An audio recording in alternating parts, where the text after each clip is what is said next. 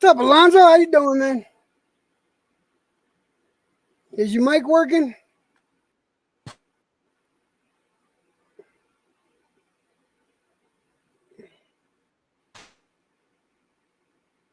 Hold on, where is my intro?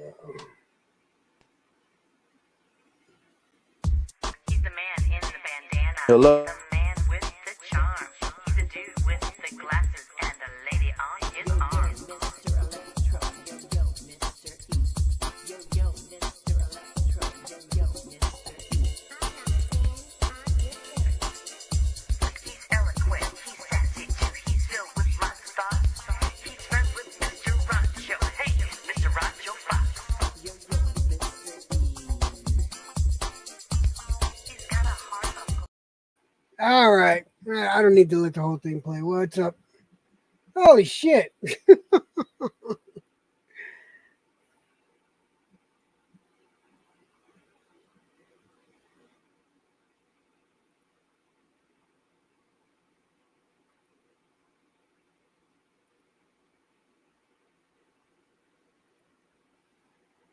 Oh, what's up? What's up, Pinchy? How you doing? Daniel Barry, Sports Highlights. How you doing? Hey, I saw you at a friend's stream the other day. What's up, Alonzo? What up, Uncle EJ? How you doing, man? We're just talking, man. We ain't talking boxing. We just talking. Don't we can talk about anything you want, man. Doesn't really matter. Gotcha. Man, we were talking about food, man. We were cutting it up. I hope fucking Slugger comes back. Slugger, he needs to come back. There he is right there. Slugger, what the fuck? Nah, you ain't leaving. Nah, bro. you gotta get up on the panel, brother.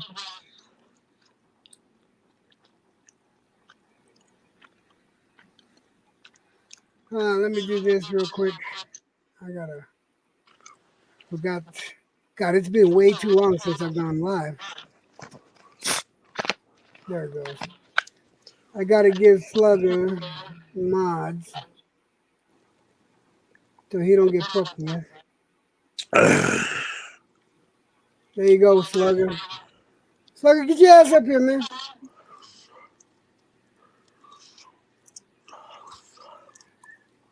We got a little feedback from you, Alonzo. Like I can hear my voice through your phone. Cinecal, what's up, brother? Slugger, give us 20 minutes. Come on.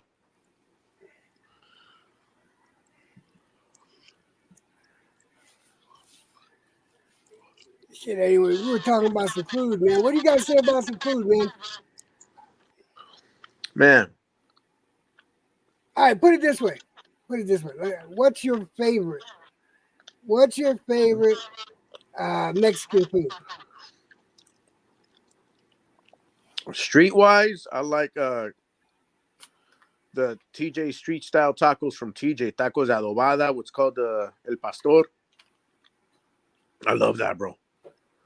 Oh, okay. What's up? What's up, Pounds? How you doing?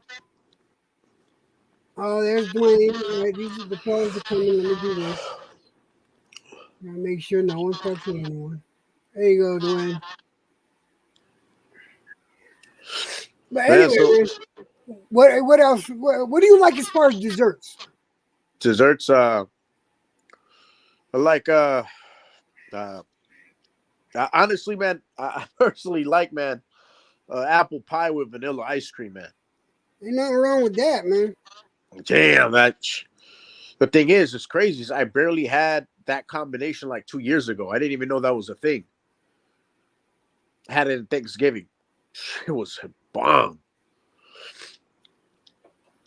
I like the as far as pies go. I like the what do you call it? Like a peach cobbler with ice cream on it.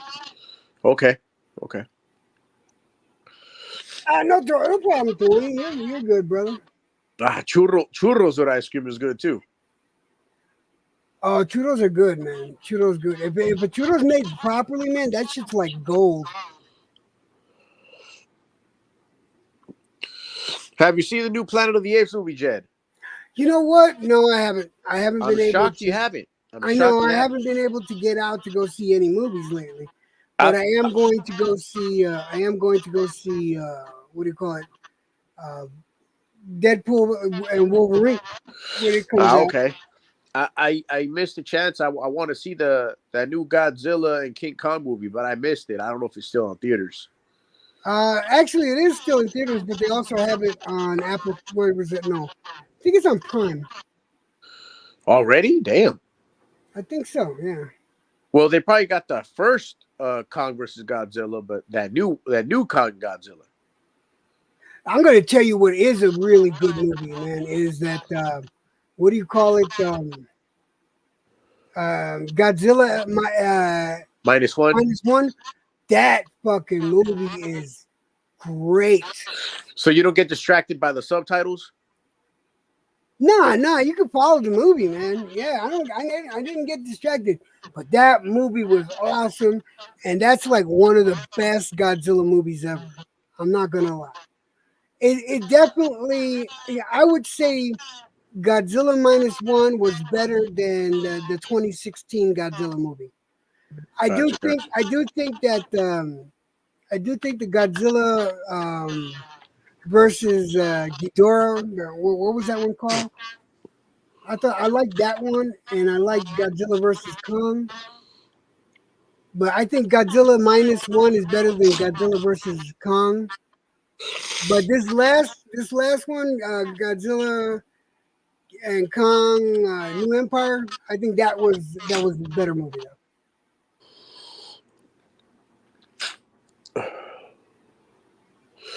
When does that Deadpool movie come out?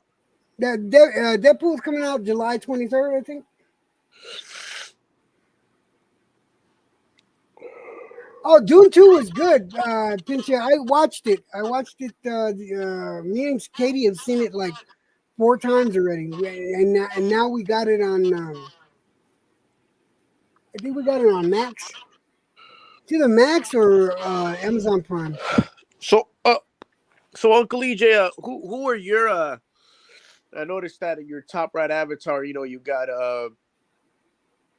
you wearing the old school WCW or NWA heavyweight championship belt. Who were your favorite wrestlers growing up? Or what era were you watching? My favorite wrestler growing up was Bruno Sammartino. Okay, all right. That was the one that But he was as just far as champion the forever. '80s, as far as the Attitude Era, my favorite wrestlers back then was I loved D-Generation X. Oh, you didn't know? It's like, Yeah, that was a good um, time. and then Stone Cold Steve Austin, and also The Rock back then, and Mankind. It was just a better era. That was just a great era. Fucking Undertaker back then.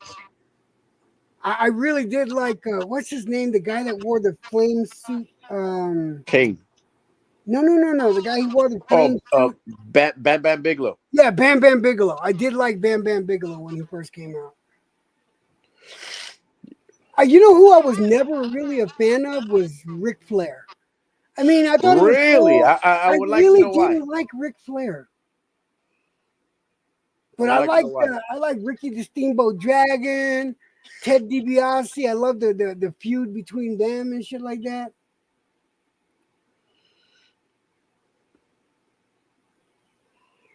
You guys watching Clash at the Castle this weekend? Clash at the Castle. What is that? You gotta elaborate a little more, Dwayne. Oh, you Wow, went to. Oh, nice. Dwayne went to WrestleMania that's like 40 this week. wow. That's wow. That's a big thing, man. Yeah, when I grew up actually watching Ric Flair, this was already like when like the start of like Hogan was at WCW and then the NWO started.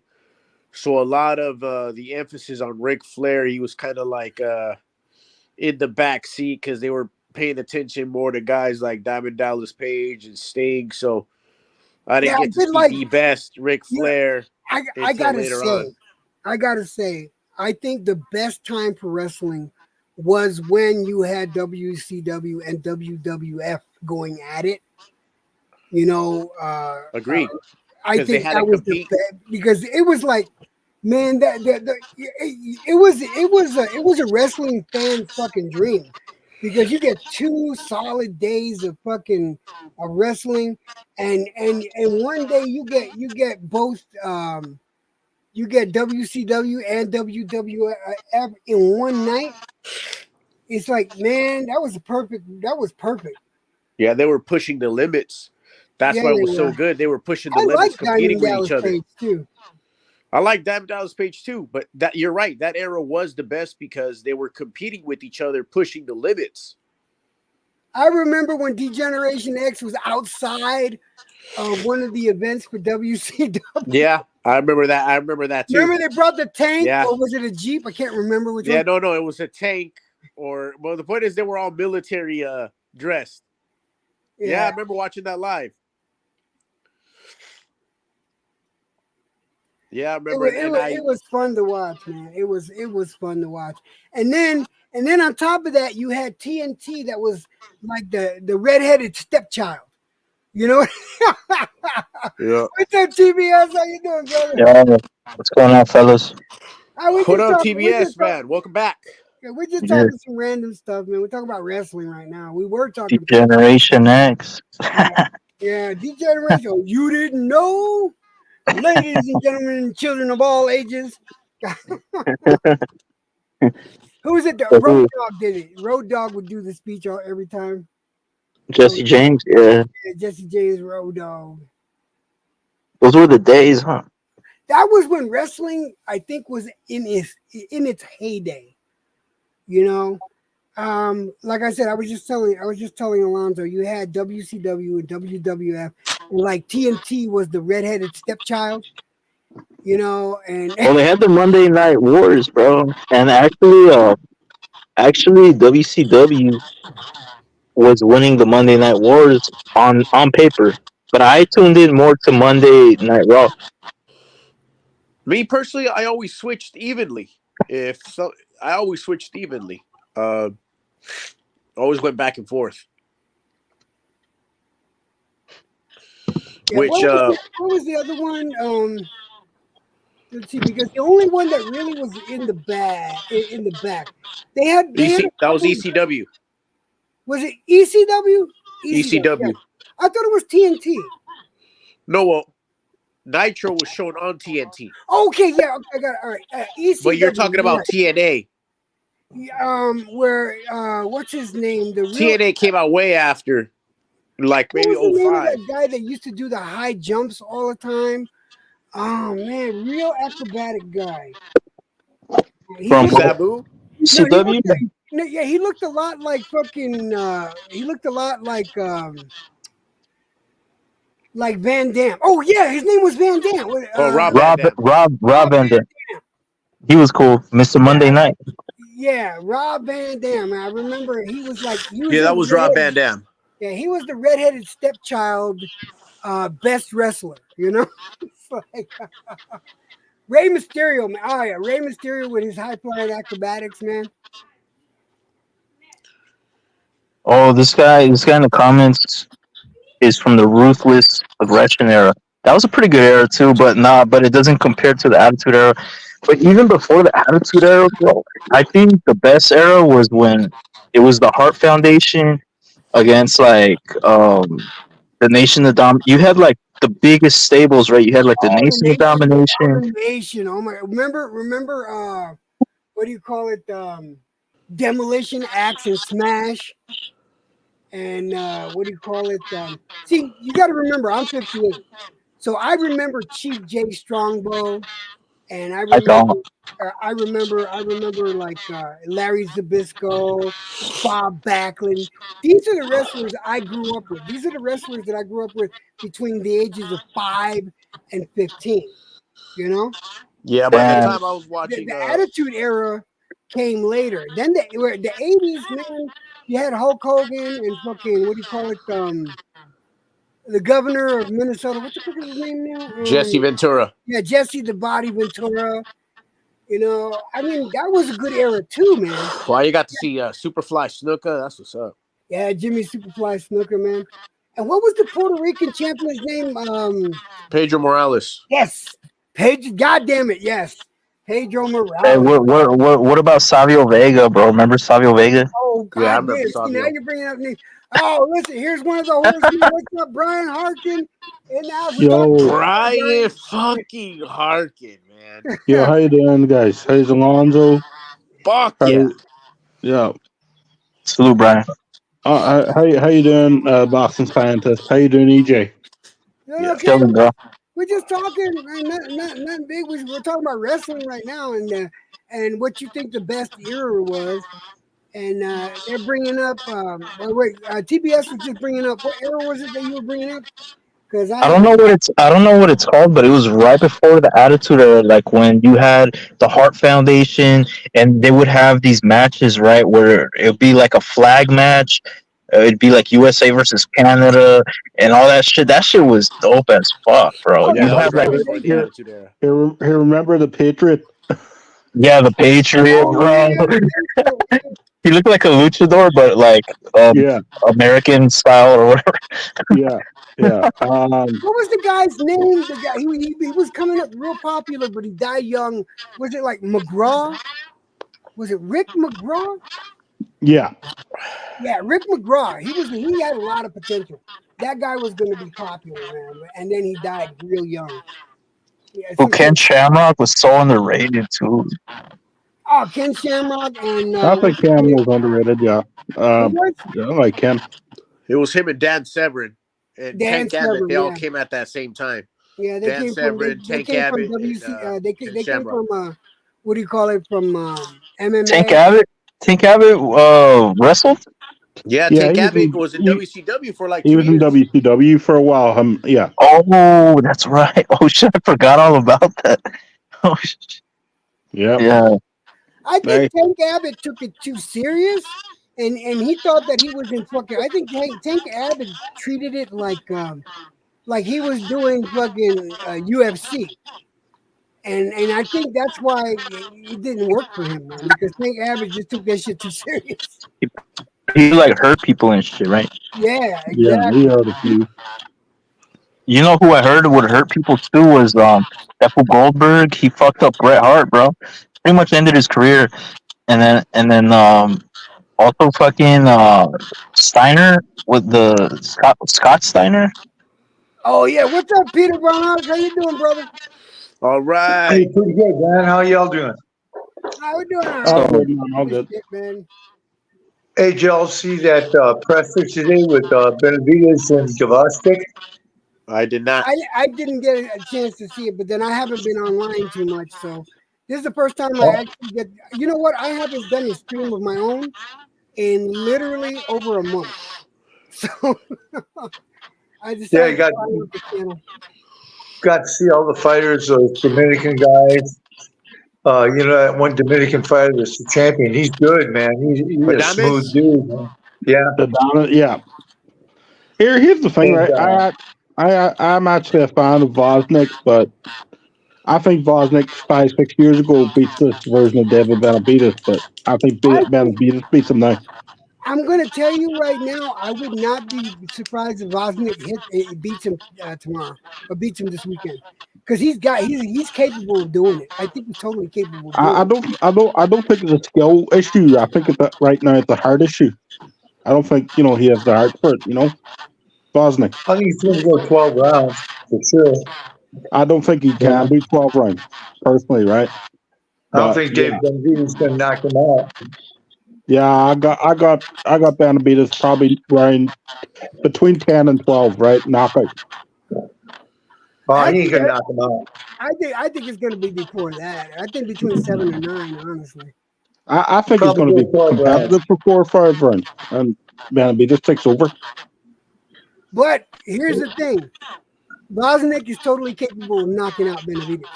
No doubt. He's got power. He's actually a good boxer. I've always been a fan of Vosnik. And I've been saying, Brian, and I've been saying this, is that fucking Benavides is susceptible to that check left hook and the overhand right. Because he drops his fucking guard. Yeah. Even, Here's you know, the thing too, right? Benavides is like flat-footed. So he's not if you're standing in front of him, yeah, he'll out throw you, right? He's got an engine on him, but he is acceptable to movers. He's not very good at cutting off the ring. He's heavy-footed. For me, sometimes Benavidez is going to be in a boxing fight with Gvozdyk because Gvozdyk can box. yeah, And he's- Bosnick can box, right? Yeah. Can he do it for 12 rounds? That's my. Well, I think I don't think he'll he can. make it for 12. I think he'll make it 12. I think it'll go 12 rounds. David ain't gonna knock him out. Let's put it that way. Well, I'll put it like can. I don't know if he will though. That's the here. thing. I'll put it like this, right? Can he maintain that? Even if Benavides doesn't stop him, can he maintain a level to win 7 out of 12 rounds? That's the question, right? People think it's complicated, right? Without any knockdowns, right? Try win 7 rounds. 8 rounds. Just get with 7 and see where you go from there, right? But that's the genuine question, right? If it goes the distance, can you win 7 rounds? And what the judges? I think he can. I think he can. I think they'll give him to him, even if they're questionable rounds. I think David's going to get him because he's a younger guy. I agree. Gvozdyk's on his way out, but Gvozdyk's going to put up a good fight. He's got footwork. He's tough. He's tough as hell. He's been out. The only thing about the problem is he's been out for 3 years. But I don't know. Gvozdyk's got a good jab, right? He's a good combination puncher. He had decent upper body movement, right? And as you say, right, he's been not inactive for 3 years, but his level of competition the last 3 years has not been top notch. They've been absolutely below par. Since he fought. Yeah, I think he's bigger than anybody Benavidez been in with. Though. Oh, Did you see him definitely. stand up? Yeah. No, I agree, right?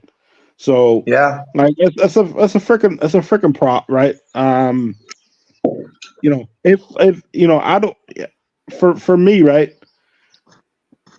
If Benavidez gets what's the word? If Benavidez can get his motion, get in his what's the word? Like in his comfort zone, right? Yeah. He can not annihilate him, right? But he completely outwork him. Let me ask you this, Brian. Do you think Bosnick would be able to deal with a 5 or 6 punch combination from Benavidez and then be able to slip a counter with the straight with a left hook or with a straight overhand right? Do you think 5 years ago, I think you would have been 5 years ago. I think you would have been able to do that. Now I'm not sure. That's an honest opinion. Benavidez ain't going to be able to hit him that many times. Benavidez ain't going to get no 5 or 6 punch combination off on Gvozdyk. He's going to get lucky. They're going to give Benavidez the fight. The only way Gvozdyk's going to win a fight is if he knocks David out. That's it. I mean, we already know what's going to happen. Right. For me, right, Gvozdyk has to win like at least 9 of the 12 rounds. Yeah, he's and got to be very knock him down convincing. 3 or 4 times. Yeah, it ain't going to happen. For me, it has to be like so convincing, right, to the point where even if they do screw him over, right, everybody's going, that's a robbery.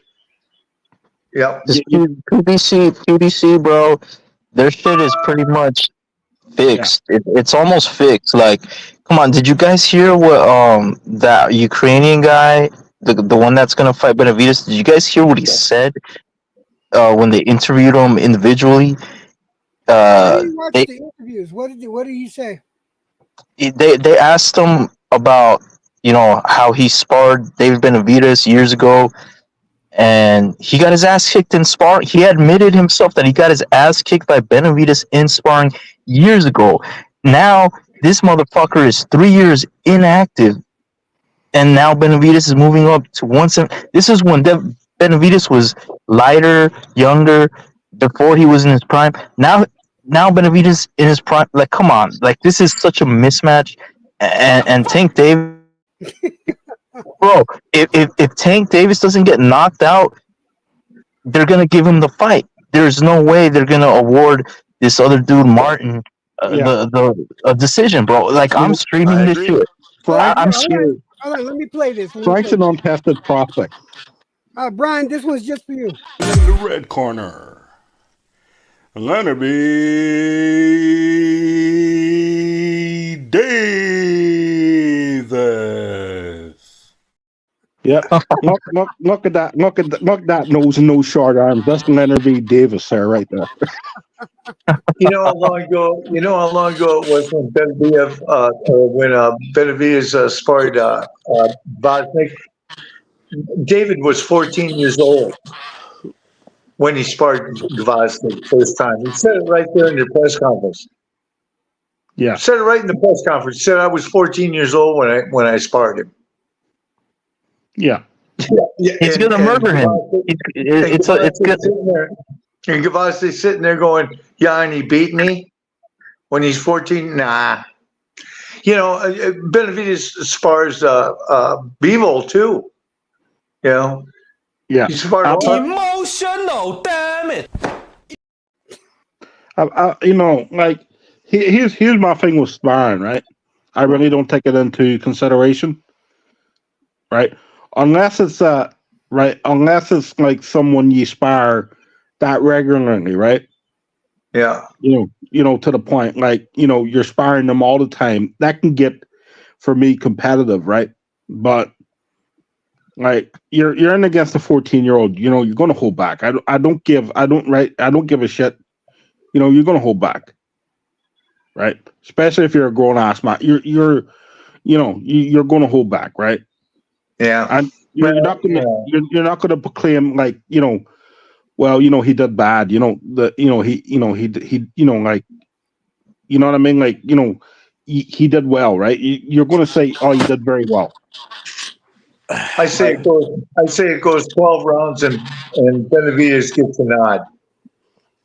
Yeah, I could see that, right?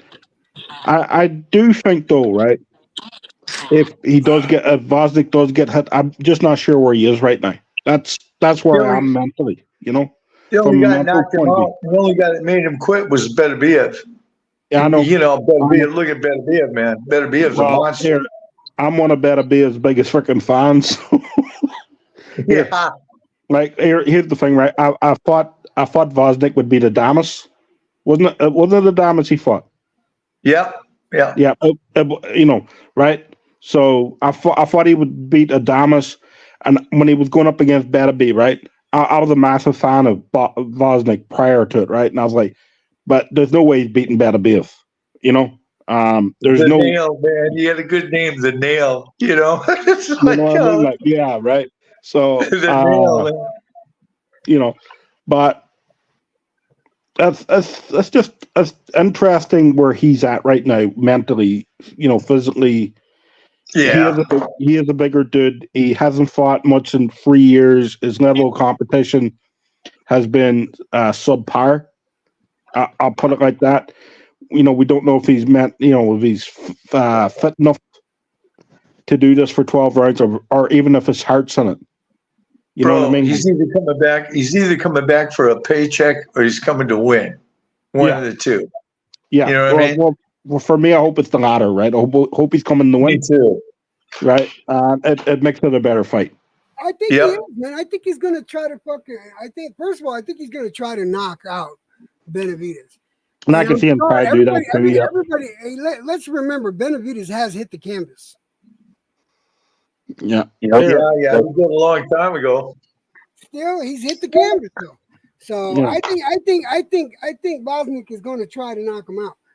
Well, for me, that's Vosnik's best bet. I want it to happen. Here's the thing, honestly. I think Benavidez is going to win. I think he'll take it between 7 and 8, between 7 and 9.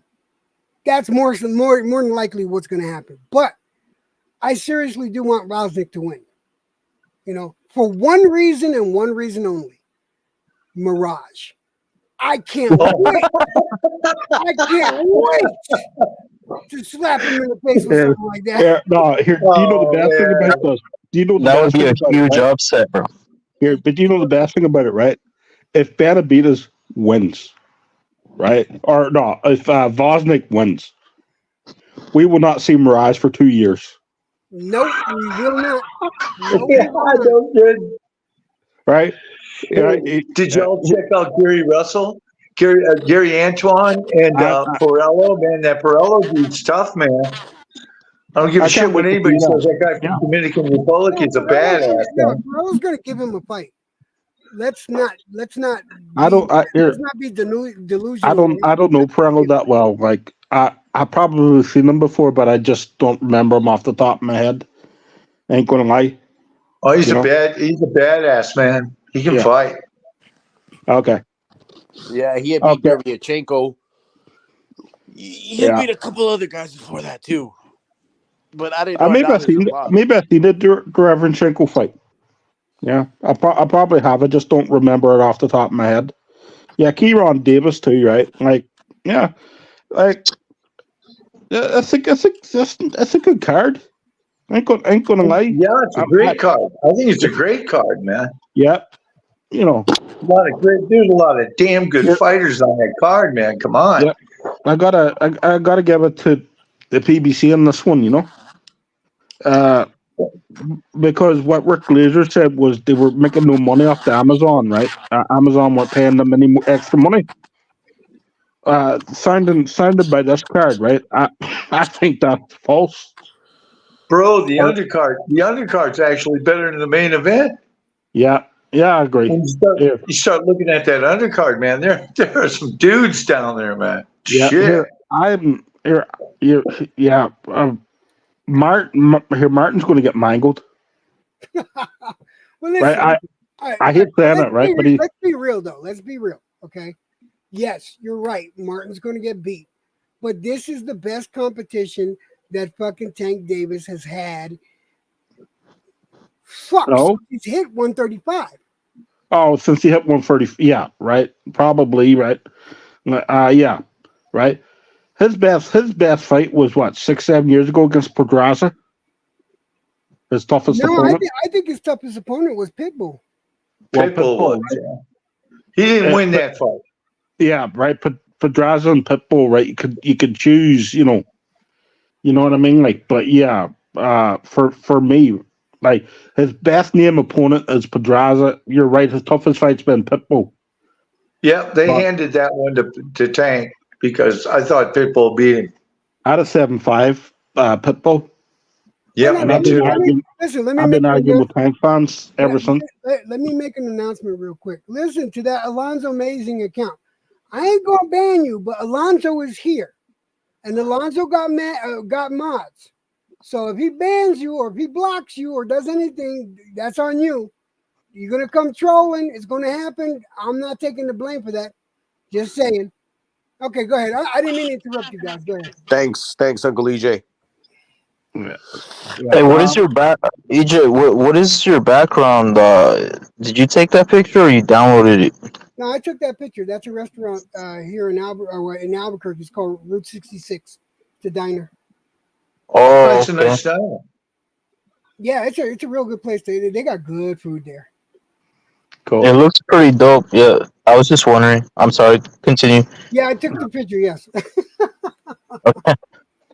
Well, yeah, I gotta go, y'all. I was just wondering if y'all caught the press conference. I was kind of impressed. My brother and I sat here and watched it, and we had a hell of a good time, man. I mean, it was pretty good, man. Even the announcer was cool. You let everybody talk. And, Hey, can you answer me a question, Peter? Who's going to be the ref tomorrow for the Benavidez fight and for the Davis fight? Do you know who? I don't know. I don't know. I like Frank too. I like that. I like that guy. Tank's fighting. Frank Martin. Yeah, no, Frank Martin's okay. He didn't do as good his last fight, but overall, I mean, he's a decent boxer. He deserves to be in the top 10, and I'm going to tell you right now, he deserves a shot at the belt. I still think he's untested though. No, Martin's tested. Martin's more tested than fucking Tank. I don't. Well, yeah, Bro, fight Liger. I'll tell you Yeah, one thing fight about. Liger. He is not really. I got to tell you one thing about my impression of Errol Spence. You know, it sounded like he was like punch drunk. Didn't it sound like that to you when he was talking, man? He just sounded punch drunk, man. Did you here? Did you hear? Did you hear the fight they're coming up for next for him? Apparently, they're looking for him and Rolly. Who and Rolly? Errol Spence. Oh man, yeah, they really want Spence to fucking win. It's not fair that he's getting a shot at 50 Wow. to try to make him relevant. Yeah, I've heard. I've heard Rolly. I've heard Rolly's name go right. I'm like, seriously, is this where we are at right now? Rolly Romero. Yeah, man. I mean, Errol Spence was sitting there talking. He just sounded punch drunk to me, man. It sounded like he was like out of it, man. No way. I don't know. I might be wrong. I could be wrong, man. But any fight with Errol Spence is not going to sell right now. There. But he just sounds like he ain't all there, man. I keep telling people, right? I keep telling people, Bud took it easy on him. Bud held back. He was expecting a challenge. Yeah, right. Bud held back. Even when he was dominating, right? And he stopped him in the ninth, he was still holding back. Yeah, Bud's cool. I think it was just being cautious. It wasn't more like he was holding back. It was more like he was just cautious because maybe he bought into the hype a little too, bro. This was supposed to be like a 50-50 fight. It really wasn't.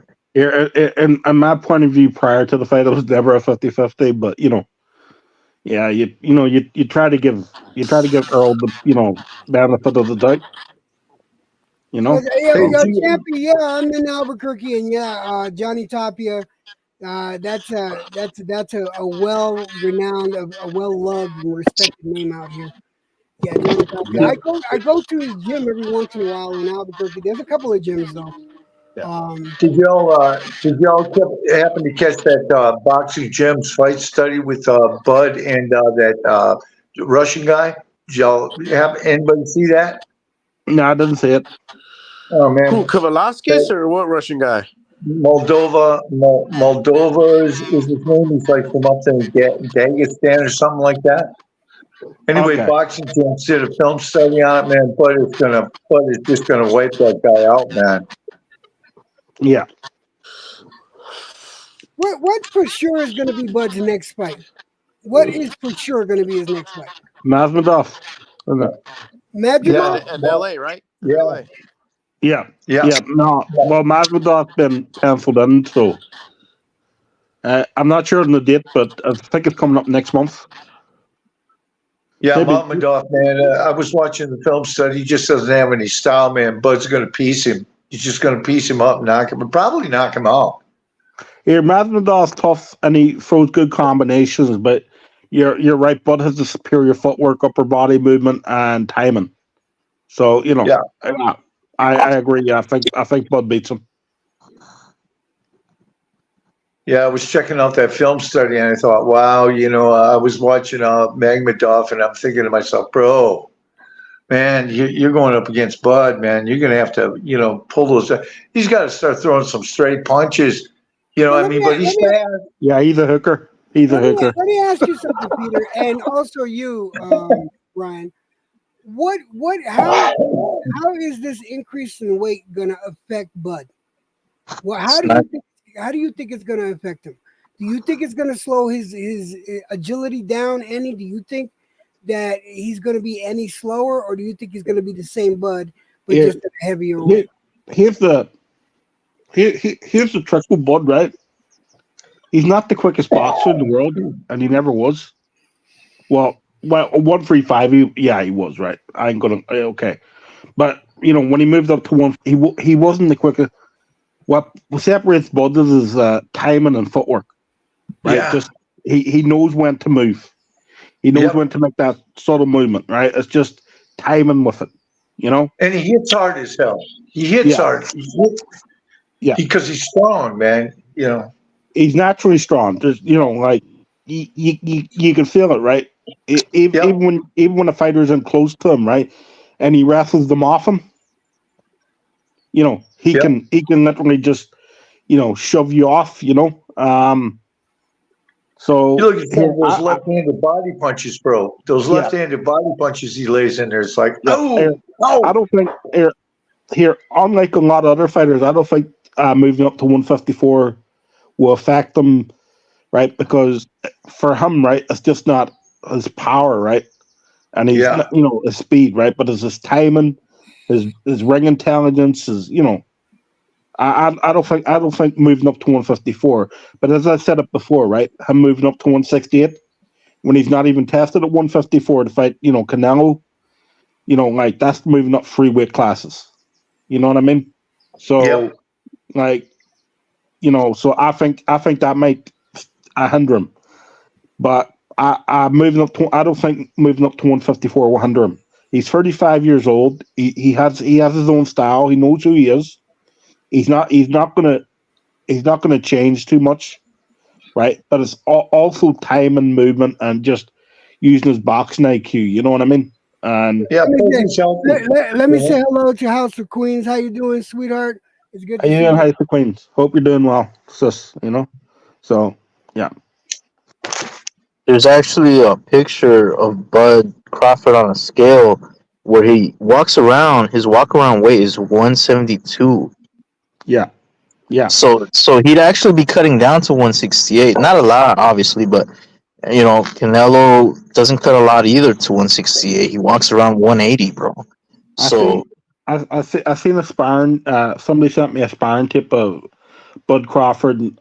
They say he's the best prospect, and this young guy's the best prospect in New York right now. Right, Bud absolutely demolished him.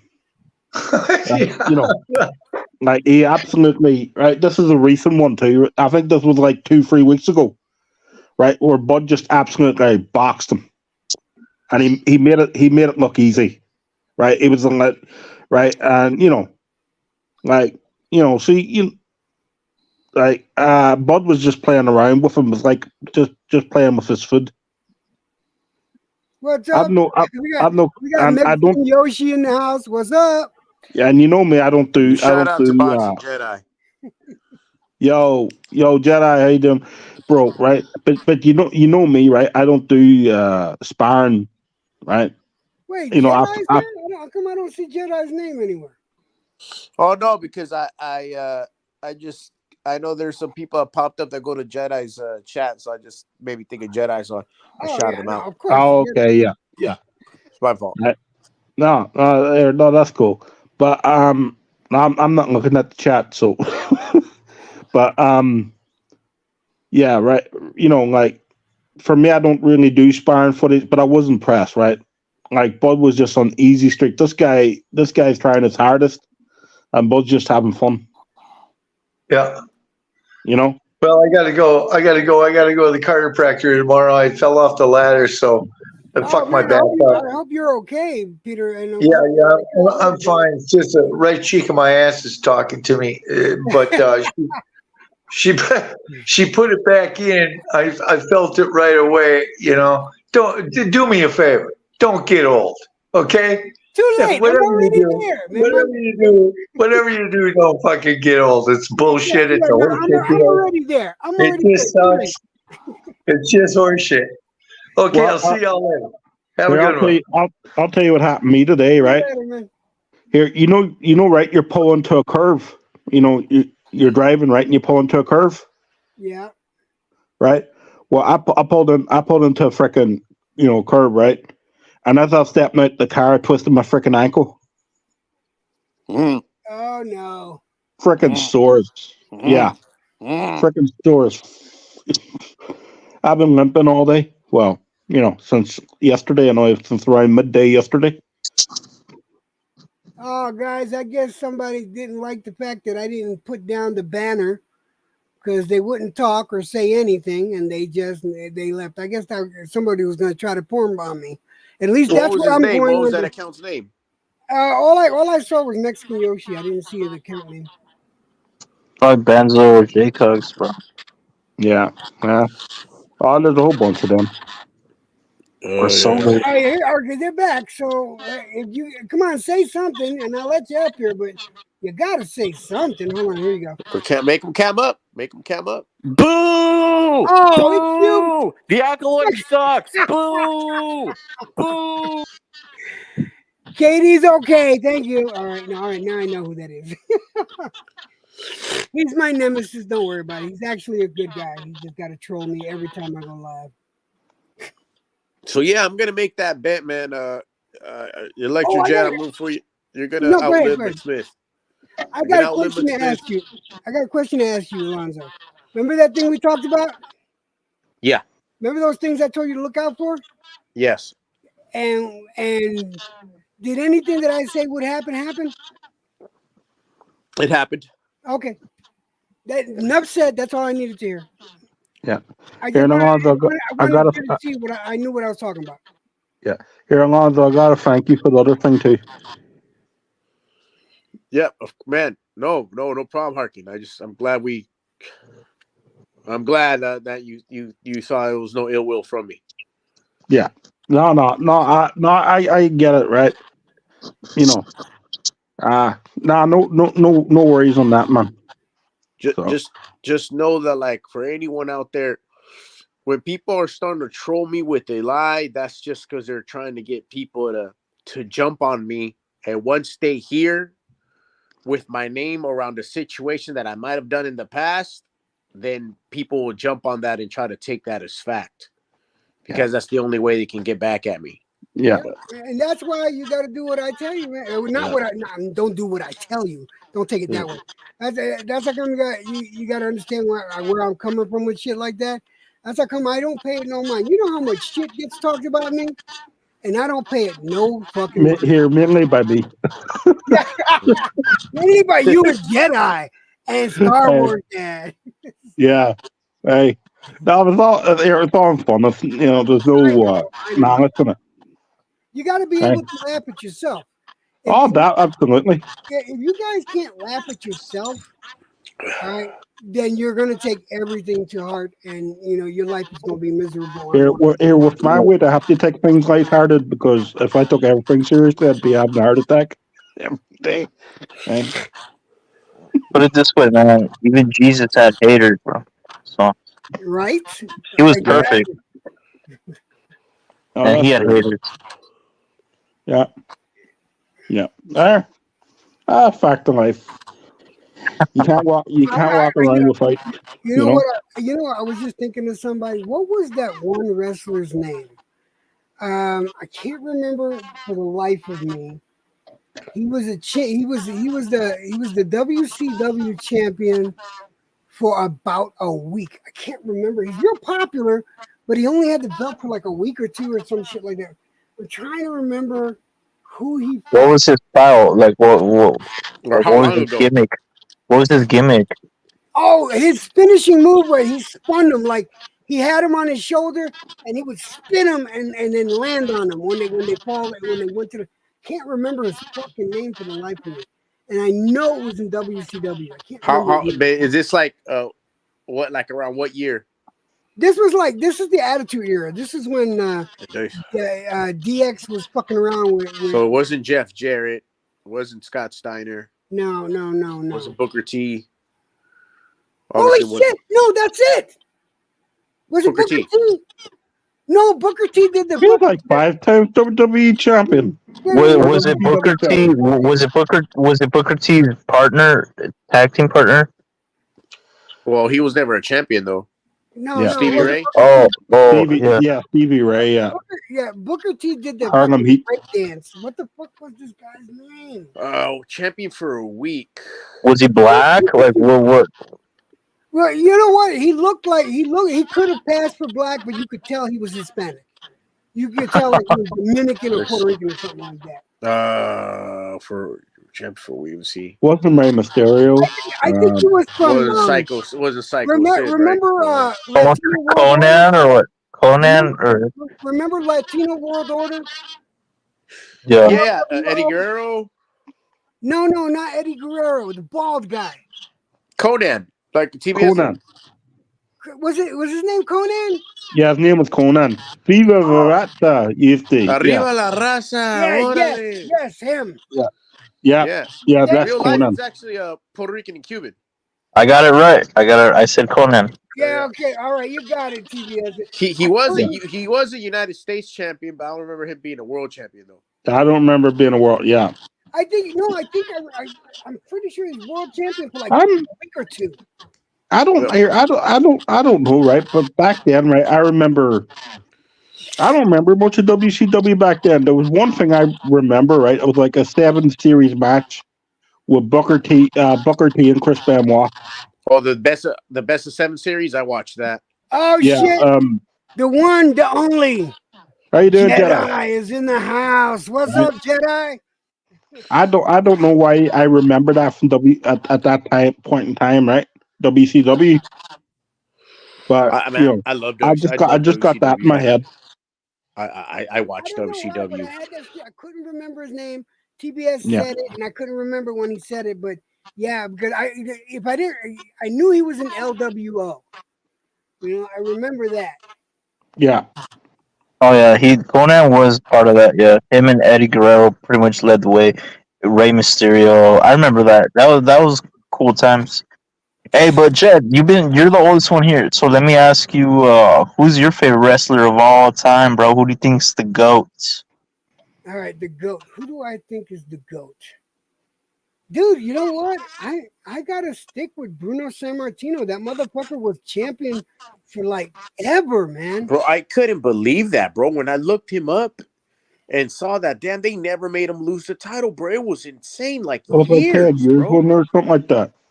It was an Right. insane record, bro. Like that will never be broken. Yeah. And he kept selling out shows. And my freaking lifetime, right? It's hard to look past Bret. I don't know. Bret Hart. Bret Hart. I love Bret Hart too, bro. He's number one for me too. I agree with you, Brian. Him and Sean, right? When Him they were and together. Razor Ramon. Him and Razor. Yeah. And yeah, to me, they're my two favorites. And Kane was so underrated too, bro. I was never big on Shawn Michaels, man. I never liked him. I'm telling you this now, right? Kane has the best debut in wrestling history. I don't give it. That Hell in a Cell match, him coming out, right? Breaking off the freaking hell, right? Tombstone and Undertaker, right? That's the best. Undertaker looking like, what the fuck? Right? It was mind blowing. Right? It was mind. I don't care, right? I was watching that live, and I'm like, this is fucking awesome. Yeah. He just tore the door off the cage, and then he like tombstoned that fool, and then he retired. Remember Vader? Yeah, you guys remember that was one of my favorites, bro. He retired Vader. That's something that people don't give Kane credit for, bro. They used him to kill off all these characters, bro. They killed off Vader. They killed off Ahmed Johnson. Remember Ahmed Johnson? Yeah. He killed all these dudes off, bro. Yeah. I'll even tell you the date. I'll even tell you the date they killed off Vader. February 14th, 1998. You go check that up. It was in my house. Pay-per-view. That's when Kane tombstoned him, right? Yeah. February 14th, 2000. Another one. Brian knows the date. 1998. Sorry. Yeah. That was a great year for wrestling too. I'm sorry, Jay. Go ahead. I gotta admit, another one of my favorite wrestlers, and it's just unfortunate that things happened the way he did. But I'm sorry, I gotta say it, man. Chris Benoit was He was an awesome. He was a badass wrestler. He actually could wrestle. That was the thing. In-ring performer, absolutely. That guy, that when he did that frog split, that's one of my favorite finishing moves. Someone asked, who's that? He didn't do the frog split. You mean the flying head? You mean the flying headbutt? The flying headbutt. Yeah, the the front frog had splash was Eddie yeah, Guerrero, which frog, is his yeah, close friend. yeah, His the close front, friend. yeah, the frog splash was Eddie Guerrero. The headbutt was Chris Benoit. Yeah. Dude, Here, I here, loved it every time I saw that shit, man. here. I Remember the like one? Saturn too. Actually, those guys was it Dean Malenko and Saturn. Those guys that Here, wrestled just as well. Dean Malenko was fucking like that. Here, that Oh guy was an yeah, awesome wrestler. the man of 1,000 holds. They Oh, call. Here, I will tell here, you. I'll tell you the best finishing move ever. All right, was The Razor's Edge. no, the Stephanie McMahon Papa Titty move. That's the best finishing move because that would distract. no, what's her? Here, Deborah. What? Jeff Jarrett. Deborah would do the distraction. Jeff Jarrett would do the guitar. Man, I miss seeing Jeff Jarrett crack motherfuckers with that guitar, dog. That shit was Here, comedy, bro. Yeah, here, I like when he would say like women belong barefoot, pregnant, and in the kitchen. I saw him in London last year. Oh shit, he's Sort of, so loud. Thank yeah, goodness that guy is a legend, bro. at Wembley Stadium. Yeah, right. He was on the pre-show to the All Elite, on. So he was on the pre-show of that. You know what? I never liked that Kane. He had to have the tombstone pile driver, and he had to have the choke slam as well. Like they could have. But he also had other moves, bro. He did a drop toe missile kick off the top rope. I mean, for his size, bro, that's impressive as fuck, bro. Yeah. Do a drop toe missile kick. I mean, he was bigger than the Undertaker, bro. Yeah, they say he was a strong fucking guy too, right? Here, Mark Henry says he's one of the strongest he's been in the ring with. Well, Yeah, I mean, he was big, bro. Pinchot says Lex Luger is underrated. You know what? I used to like Lex Luger, I really did, but when ever since Miss Elizabeth died and the circumstances that I was a big old Miss Elizabeth fan. With Macho Man Randy Savage, and when I found out that Miss Elizabeth died and Lex Luger was involved somehow, some way, I never. How was he involved? Not involved, but they were with each other when she died. You know what I mean? Yeah. I'm not saying he killed her. That's not what I meant. Oh, you mean he like fucked her? Is that what you're saying? Yeah, they were together. They were together. He was like he died, right? He died over a drug overdose himself. Mr. Perfect. No, Lex Kurt Luger. Oh, Lex Luger. Oh, Kurt Henning. Henning, Mr. Perfect. That's another underrated guy, bro. Yeah, That guy was Lex so. Luger. Yeah, my bad. That shit was badass. Yep. Yeah. Well, Kurt Henning. I love Kurt. The way he would spit his gum out and smack it. I did that in high school, bro. Right? I spit my gum out and I smacked it, and like it landed on this chick's hair, and I ran, bro. She was she was fine. I just didn't want her to see like who did it. It was an accident. I was just trying to be like Mr. Perfect, bro. That shit, true story. Yeah. Hey. No. Yeah, we've all done stupid things, trying to mimic someone. Hey. Growing up. Hey, I gotta go, guys. My break's over, but I'll catch you. Keep the stream going as long as you can, Jed. Thanks, Alonzo and Brian Harkin. I'll catch you guys some other time, all right? See you later, TBS. I'll see you later, brother. Give me a All right. second. I'm trying to look through this one video. Yeah, man. Boxing Jedi. He fucking motivated me. I always wanted. I never pulled the trigger because, of course, I was trying to save a little buck here and there. Those prices were ridiculous, but I bought me that WCW belt just for wall decoration. Shit cost me $300. That big gold, the big gold belt. Cool. Yeah. Growing up, that was the main belt. I think it's the best looking belt ever. And obviously, some people want to choose WWF because only WWF, but I like that WCW one. That was my favorite one. Yeah, I like the here. I know it's a new age belt, right? But I like the AEW title right now.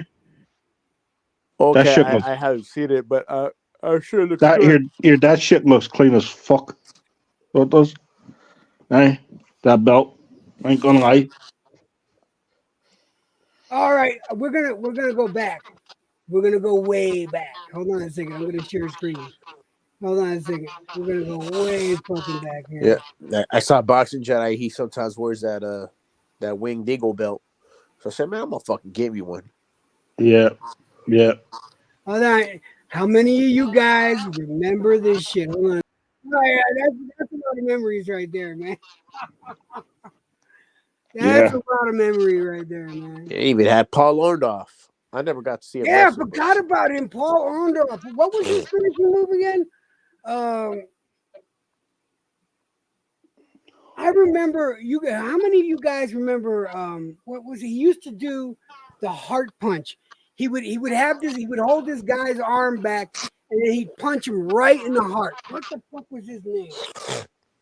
Tall fucking. What the hell was his name? Was it damn, I wouldn't know. It doesn't sound familiar to me. I don't remember that.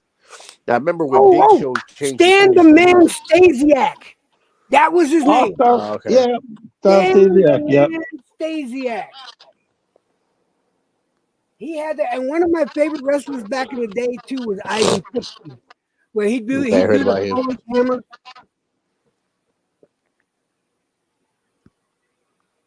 Shit, man, this bring back some days, man. These bring back some days. I can't wait till we do the wrestling thing again with Jedi and he leg drop. Was it leg drop to the 90s? Yeah. Yeah, I want to definitely join one of those. Like I wanted to join Bruce Gass's trivia, but I don't know nothing about new wrestling. Like the new age, I stopped watching after a certain period, so I know I wouldn't do good. Yeah. Here I tried to do a quiz the last day, right? He was in the middle of the day for me and I was so busy. And I was trying to do things and I was like, what was the question? And so I just quit out on probably like after the fourth question. I'm like, oh, I ain't got the time to do this. You know what I mean? This is a good question. Toughest wrestler in real life. That's a good question. Oh, What was the name of the guy that slapped the news reporter on the side of the head? Because I remember he was actually really tough. What the fuck was his name? toughest wrestler in real life or toughest wrestler of all time? No, toughest wrestler in real life. As in, he's a tough persona in the ring, but he was that tough out of the ring too. That's a good question. That's a good question. Oh, you talking about the guy sat the reporter with the blonde hair, the blonde Jerry curl? I don't know his name, but I know what clip you're talking about. I'm trying to remember his fucking name, man. It wasn't Blackjack Mulligan, right? No, it wasn't him. No, it wasn't him. See, now I gotta look it up.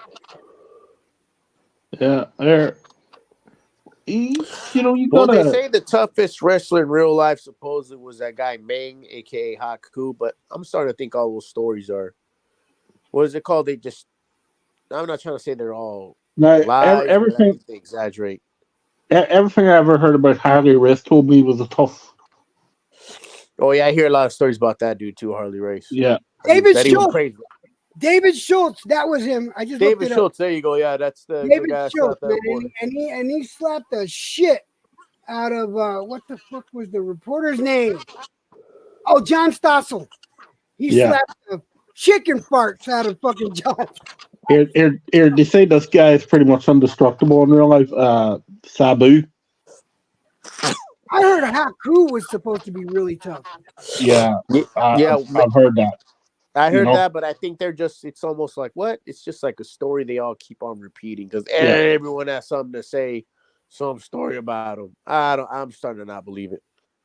I don't know. I heard Haku was badass out of the ring. That's all I heard. Yeah, I heard. I keep hearing he gouges eyes out and bites noses and bites ears and Now here's one that's underrated right there is Kurt Angle because he was actually a real wrestler. So that motherfucker He's could a, hurt these yeah, motherfuckers in the ring for real. here. His debut, right, was I love debuts, right? His debut was brilliant. Right? He was wrestling, he was being booed.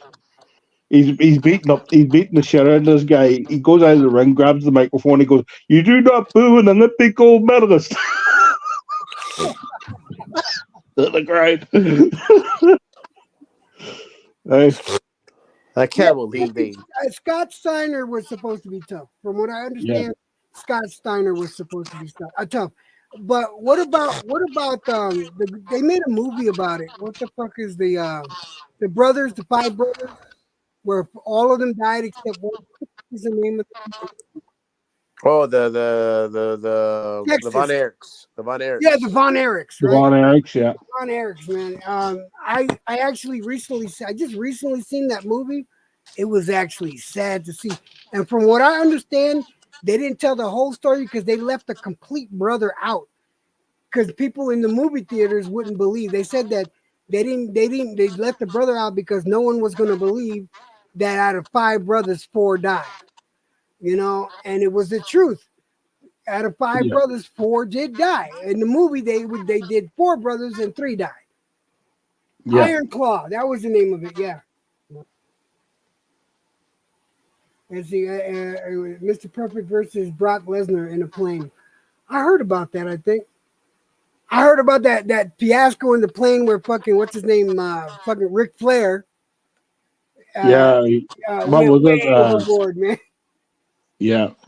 Yeah, they were having the party. Apparently, he costed a freaking what do you call it? A flight attendant. Yeah, I think he did a little more than a coster, man. Yeah, man. Yeah, according to him, right? He slept with Halle Berry, so. Oh, according to Ric Flair, he slept with Halle Berry. Yeah, here, I'll send you the tip. Oh yeah, but he got exposed. That ended up being a lie. Yeah, that's what it said according to him. Oh man, the reason I found out is because they actually made him look bad. It was it that show Extra or one of those tabloid shows like got really mad, and Halle Berry's people confirmed that they didn't hook up, and then they showed like a messed up picture of Ric Flair. Like they're like, oh look, this guy said he's the one that was hooking up with Halle Berry, and they showed Ric Flair like not in his prime, in his heyday when he was a Nature Boy. They showed him, of course, slabby old Ric Flair. They used an embarrassing picture of him, and then that's when they followed Ric Flair on the airport, and they say, "Hey, anything you gotta say about Halle Berry and your allegation?" And that Ric Flair, all he said was, "Halle Berry's a nice lady." He looked embarrassed. Yeah, I don't know why. Listen, like I told you guys earlier, I was never really a fan of Ric Flair, but I absolutely loved Ted DiBiase, and they both basically had the same shtick. You know, everybody's got a price. Rich guys and stuff, but I don't know. For me, Ted DiBiase did it better. I think he did it with more class than Ric Flair. I liked Ted DiBiase's version of that type of character over Ric Flair. All right, what do you guys think? Everybody's got a price. Yeah. Yeah. Here's the thing, right? Rick. They say Rick in real life's an asshole. It comes off on screen. Well, yeah, he comes off as an asshole when I see him do the shoots and stuff like that. Yeah. When I watch the wrestling shoots and stuff, and a lot of wrestlers talk shit on him. I love watching those interviews, bro. Yeah. Here, I'm going to mention a name, and I don't know if he was tough in real life. I'm not. Jake the Snake Roberts. I don't know. He always seemed tough to me. Man, I can see that. I can see him being tough out of the ring. That was a big motherfucker. Anyway, Yeah. And he just looked like one of them cornbread fed fucking white boys that just like to fight. Seriously. Yeah. I don't know why, right? But I just think Jake Snake. I don't know if that's true, but on the outside, it seemed like he would enjoy a fight. If you know what I mean. Watching wrestling back then. There you go. Yeah, the $1 million belt. Yeah, there you go, Pinche. That's it right there. The $1 million Yeah. belt. Yeah. Yeah. When he passed that on to Austin, right? I didn't suit Austin, but Austin found a stick. So he did. Oh my God. But hey, you know what, Larry? We touched on something earlier. I just out of curiosity, do you think that's something other than what the news said, right? About give me a second. Hold on a second. The news said about Dubois. No, what's his name? Yeah, I know who you're on about. Chris Benoit. Chris Benoit. Yeah, Chris Benoit. Do you think that maybe they ran with the story and never really gave the real story a chance? Because I don't know, man. Doesn't that story seem a little off? Yeah, maybe. Here, we were talking about the headbutt earlier, right? Mhm. How many times did he look like he freaking landed that for real? Right? It looked like he landed it head on more than he didn't, man. I'm sorry. Yeah, right. Could you imagine the freaking brain damage that Yeah, probably? Here, I remember one where he did that, right? And he was on top of a freaking, what do you call it? He was on top of a Turnbuckle? freaking ladder, Oh man. right? And he comes up. He looked like he just bumped your man's freaking head, right? His skull near enough freaking off with it. Like he fucking landed. I'm thinking, how many fucking times have you done this? All right, let me ask you guys a question. How did you guys act when you saw Undertaker choke slam Mankind. Mankind? And he went. How did you guys react when you saw it? And he went through all them cages, and then to get up and then get thrown out or off onto the table. I was shocked. I didn't believe what I was watching. I'm like, I fucking tough. Then he gets up and he finishes the freaking match, and even at that, right? When he tombstones him, right? And they're counting the 1, 2, 3, and his leg that looks like he's trying to kick out. I'm like, you crazy fucking You want more after all that shit? right? Yeah, right. His leg, right? He just didn't have the strength to do it, right? But his leg was moving on the one trying to get a motion to kick out. I'm thinking, you crazy fucking cunt. I was never a fan of the mandible claw, but when he came out with Mr. Sacco, that shit was hilarious. Oh, dude, Mr. Sacco was the shit, man. I remember the birth of that there, the hospital. I got something for you, Mr. Man, Mr. Sacco. Oh yeah, I remember that too.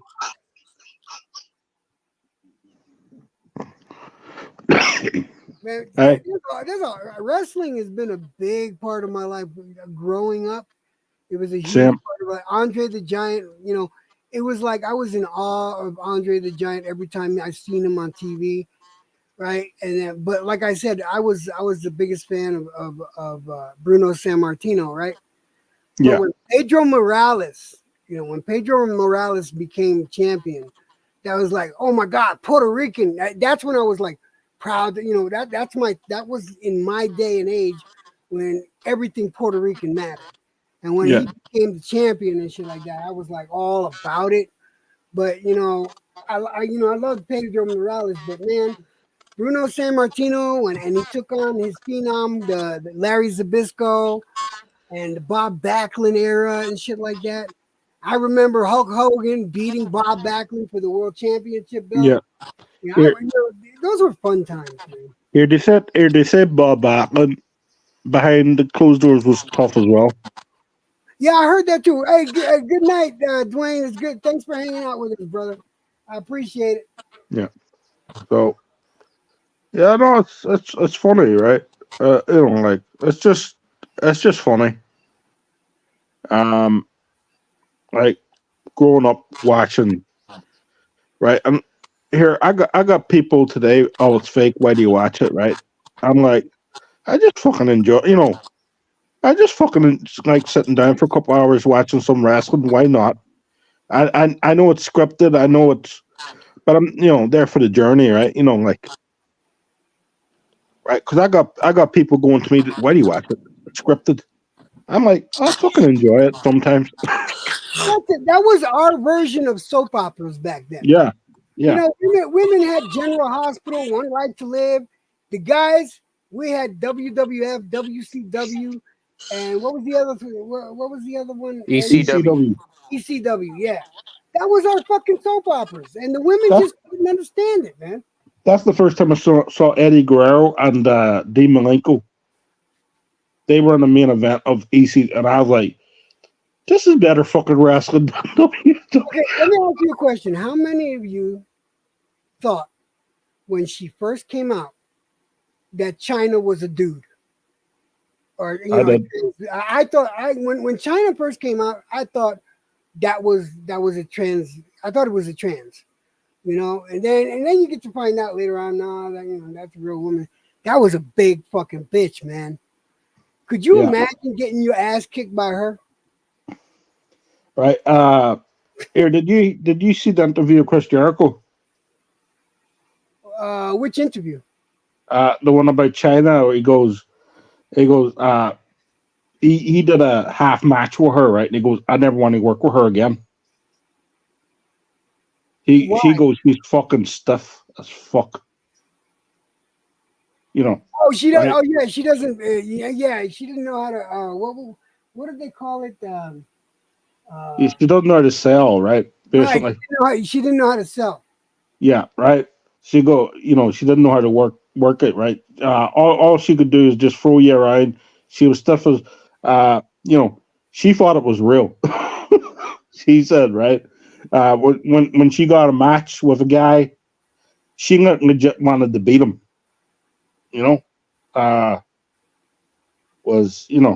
So he was like, I worked one match with her.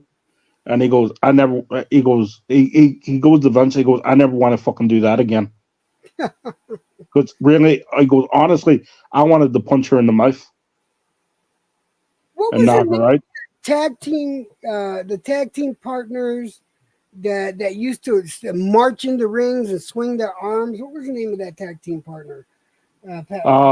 Oh Jesus! Not the Nasty Boys. No. I know who you're on about.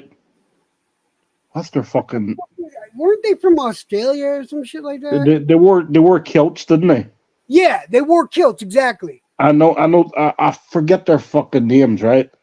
I see them. But I know who you're on about. I just don't remember the fucking names off the top of my head. And I used to watch Sunday Night Heat. Yeah, what's your favorite tag team partners, man? Mine was Bret and what was it? Bret the Hitman Hart and Neidhart. What's his name? Jim the Anvil Neidhart. Yeah, Jim the Anvil and Neidhart. Those guys used to be my favorite tag. Rock and Roll Express for me. Rock and Roll Express. Yeah. What's his name? From DX in Rock and Roll Express? No, I don't think so. You're on about the X-Pac. There it is, the Bushwhackers. That's it. Bushwhackers, yeah.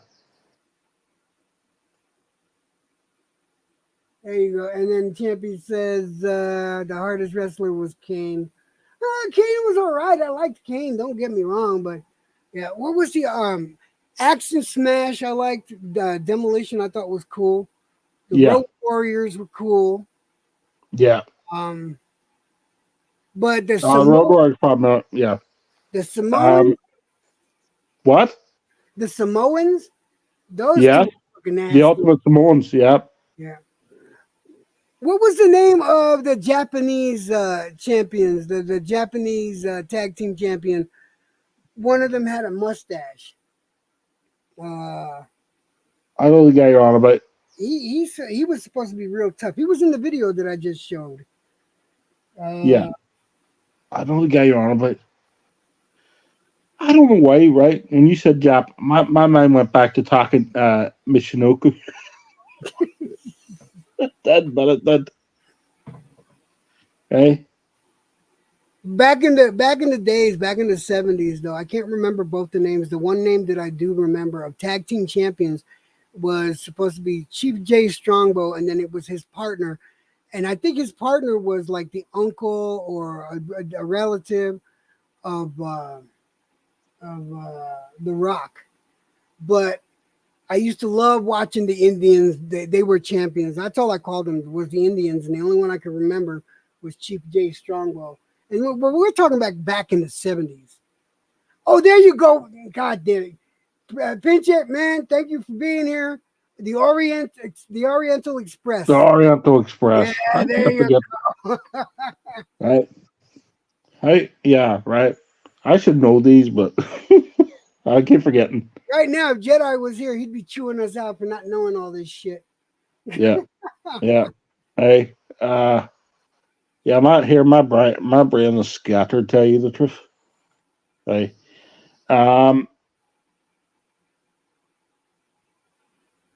Right.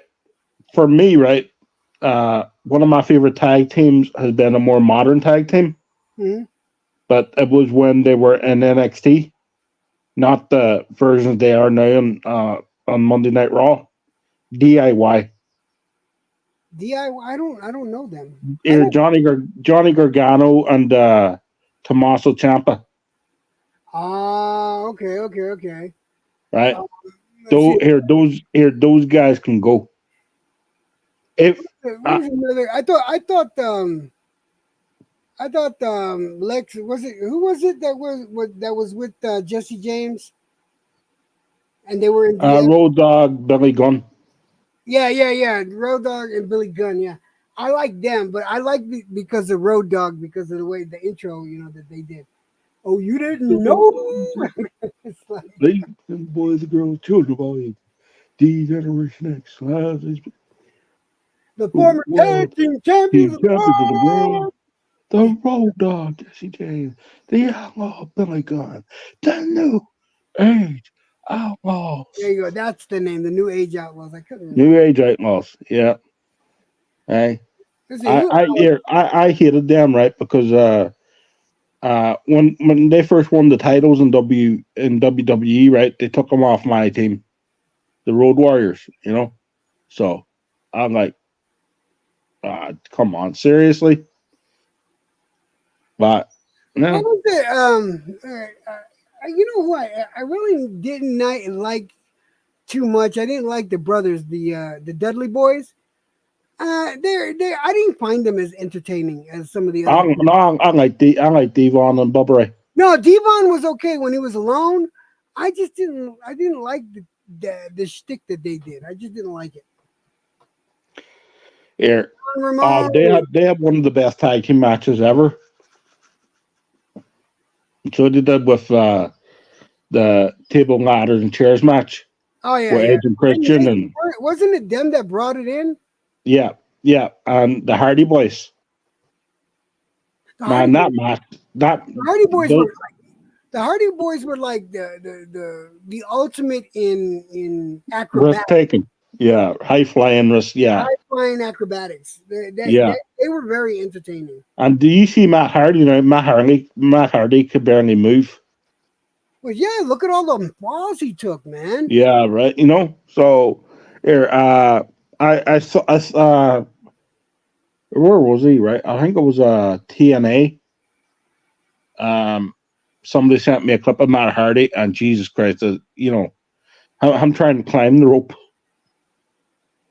It took him like 5 minutes to get up, and your guy's just lying there, waiting for Matt Hardy to do a spot.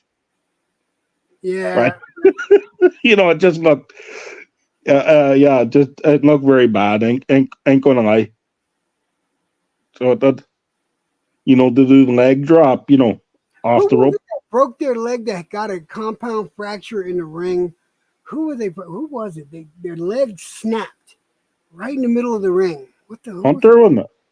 Huh? Was it Hunter? Was it Hunter?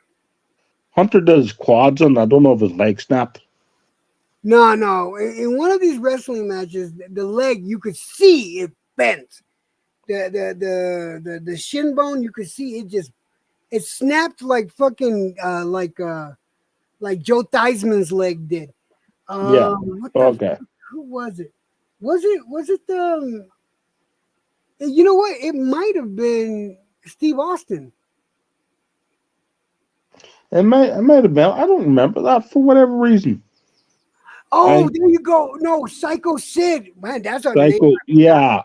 Sid Vicious. Psycho Sid Vicious. Oh shit. There's Right. a name. I'll tell you, right? The night Owen Hart died. I right, watched that live. Yeah. I You know, did right watch there. that. You know, right. There's like a 45-second delay was right here in Ireland, right at the time, and they filmed our screen, so we They couldn't see it. Oh, you know what they did for us is that when because I was watching that match live, is that when the accident happened, what's up, Raider? How you doing? How you doing, Raider? When they broadcast that, right? They panned the camera up. You couldn't Yeah. see the ring. Yeah, yeah, right. Because there was a delay, right? They blocked the fall, like they covered the screen up.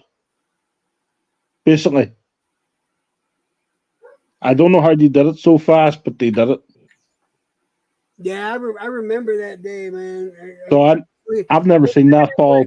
I thank God, Yeah, I was living in my first house that I ever lived in. I mean, an actual house. Yeah. That was mine, not living with somebody, but just by myself. And I saw that match. I was like, "What the fuck?" I know. Yeah, Like, man. yeah, he was doing the coming off the rafters. The fucking cable broke. You know what I mean? Yep. As he was, yeah. I've never seen. I don't want to see it. But yeah, that's something I always remember. Like they should have canceled the show for me. Hey, do me a favor. Hold it down. I'm gonna let my dogs in because it's getting late and they're outside. I'm gonna bring my dogs in. Yeah. No, I'm just saying, right? They should have canceled the show, but that's all good. Per Owen. I remember when he came back after this Brett storyline. Let me see, December 7th, 1997. It was Ken Shamrock versus Shawn Michaels, and of course, Owen Hart interrupts that match. How come I can remember fucking random pay-per-views, right? But I don't remember what happened yesterday or the day before. Honestly, right? You can go and look that up. December 7th, 1997. It was the Generation X pay-per-view. Right. Owen Hart returns to attack Shawn Michaels. I couldn't remember shit like that, but yeah.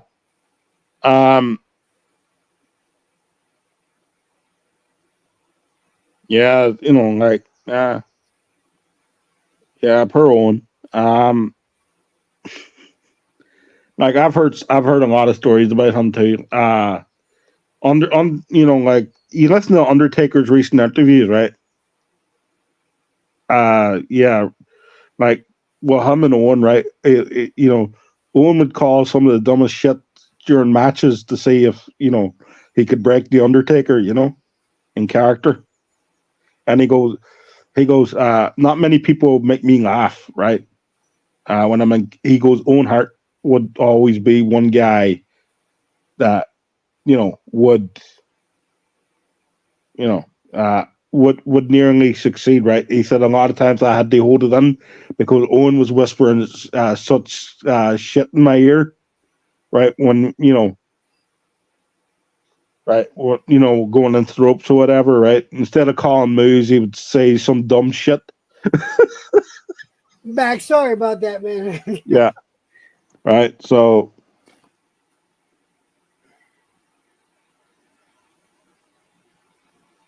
let's see what we got here. What did I miss? In your house, Yeah. Canadian stamp. that's like, let me see.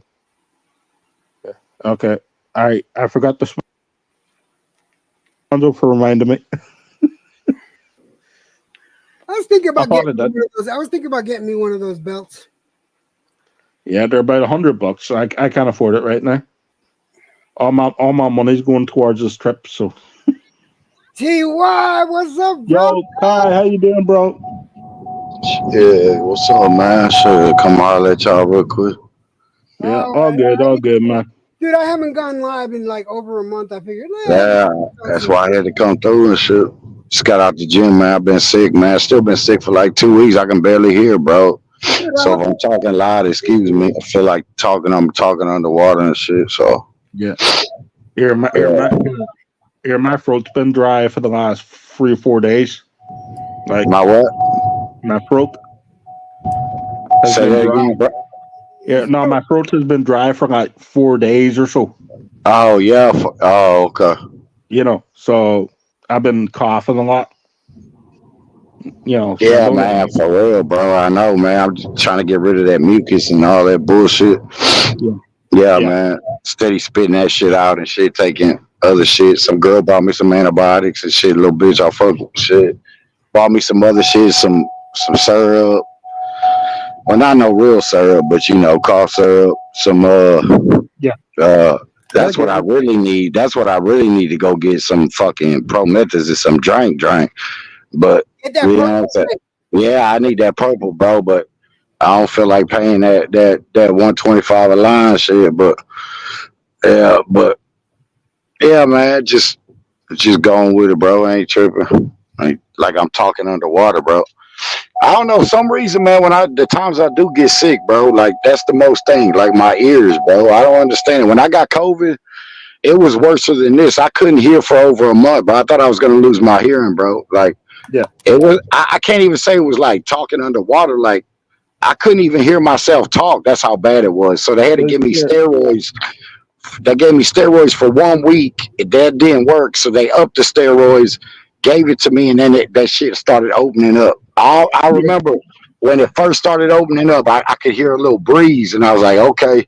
And then that shit started opening up more. And then next day, more and more. And I was like, okay, I'm getting this shit back. But that shit was some freaky shit, bro. I was like, what? I mean, I didn't lose no taste, but I noticed, bro, every time I get sick, it be my ears, bro. Like I can't hear. It's crazy. Yeah. Yeah, my ears go to the point where I can't pop them. Yeah. You're like, just pop. I tried it, bro, and it won't pop. Yeah, it won't pop. right. I know my shit don't work like that, bro. You gotta wait. Yeah, and you feel like too, right? When you're popping it, right? You don't want to blow too hard because you feel like at that point, you feel like your eardrum might bust. Yeah, exactly. You know what I mean? Like, Yeah. So Yeah. yeah, I've been there a number of times where I'm like, and then you start feeling dizzy then. Yeah, you start once you blow that hard, bro, with your nose closed. I've done that 2-3. That's why I stopped doing it, because I know it don't work for me. That shit's just gonna it's gonna open when it wanna open, bro. It ain't. You know what I'm saying? That shit don't work, bro. Yeah. Let me answer Pinch's.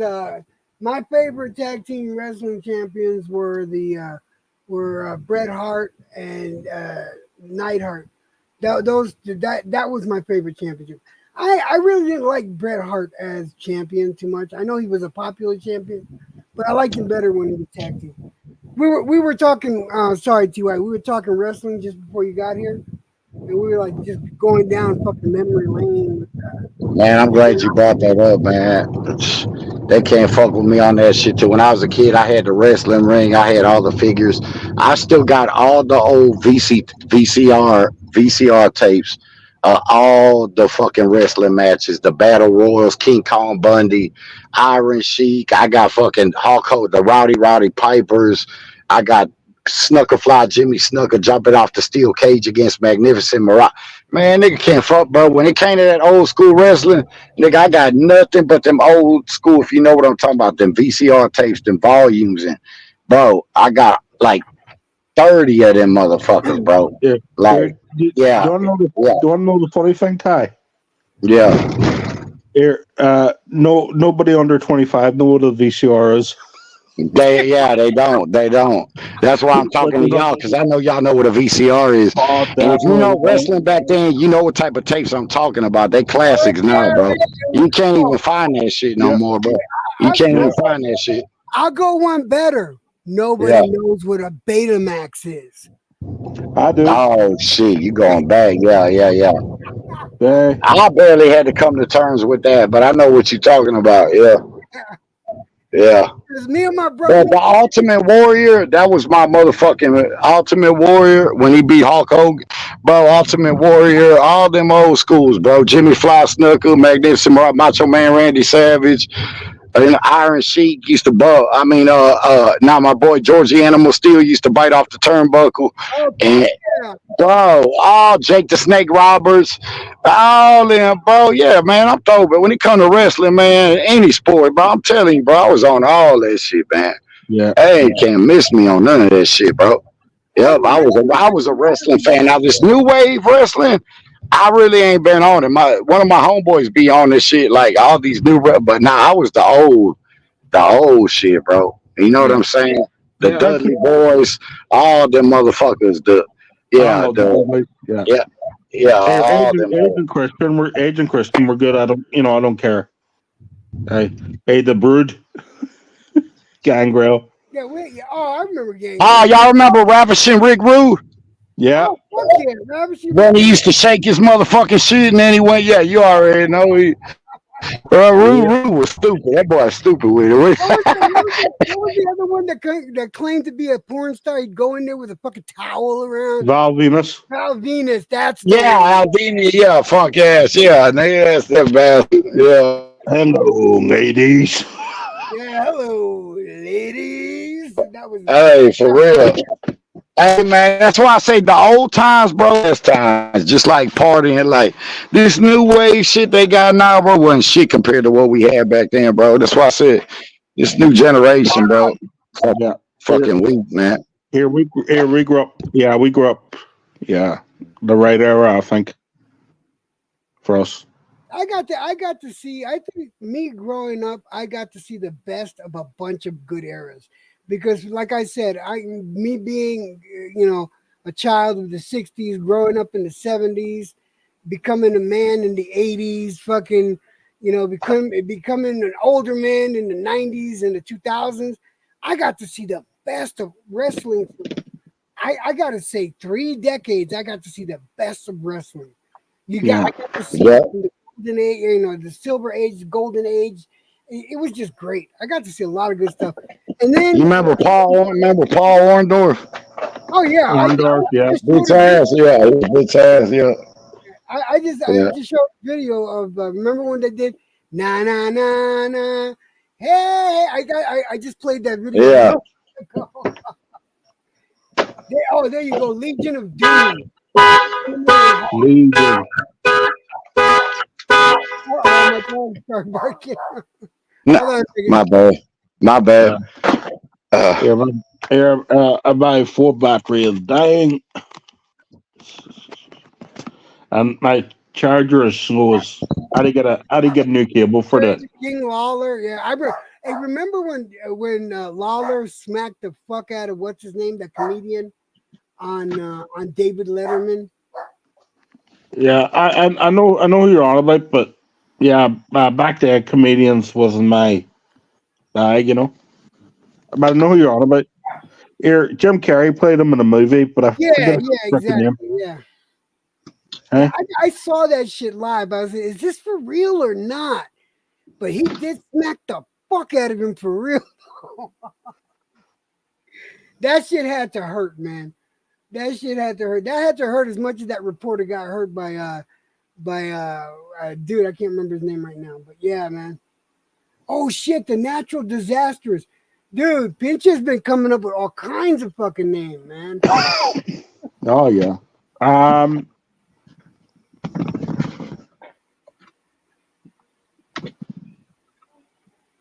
Right. And then one of the greatest Hispanic names, Mexican names, Neil Mascaras.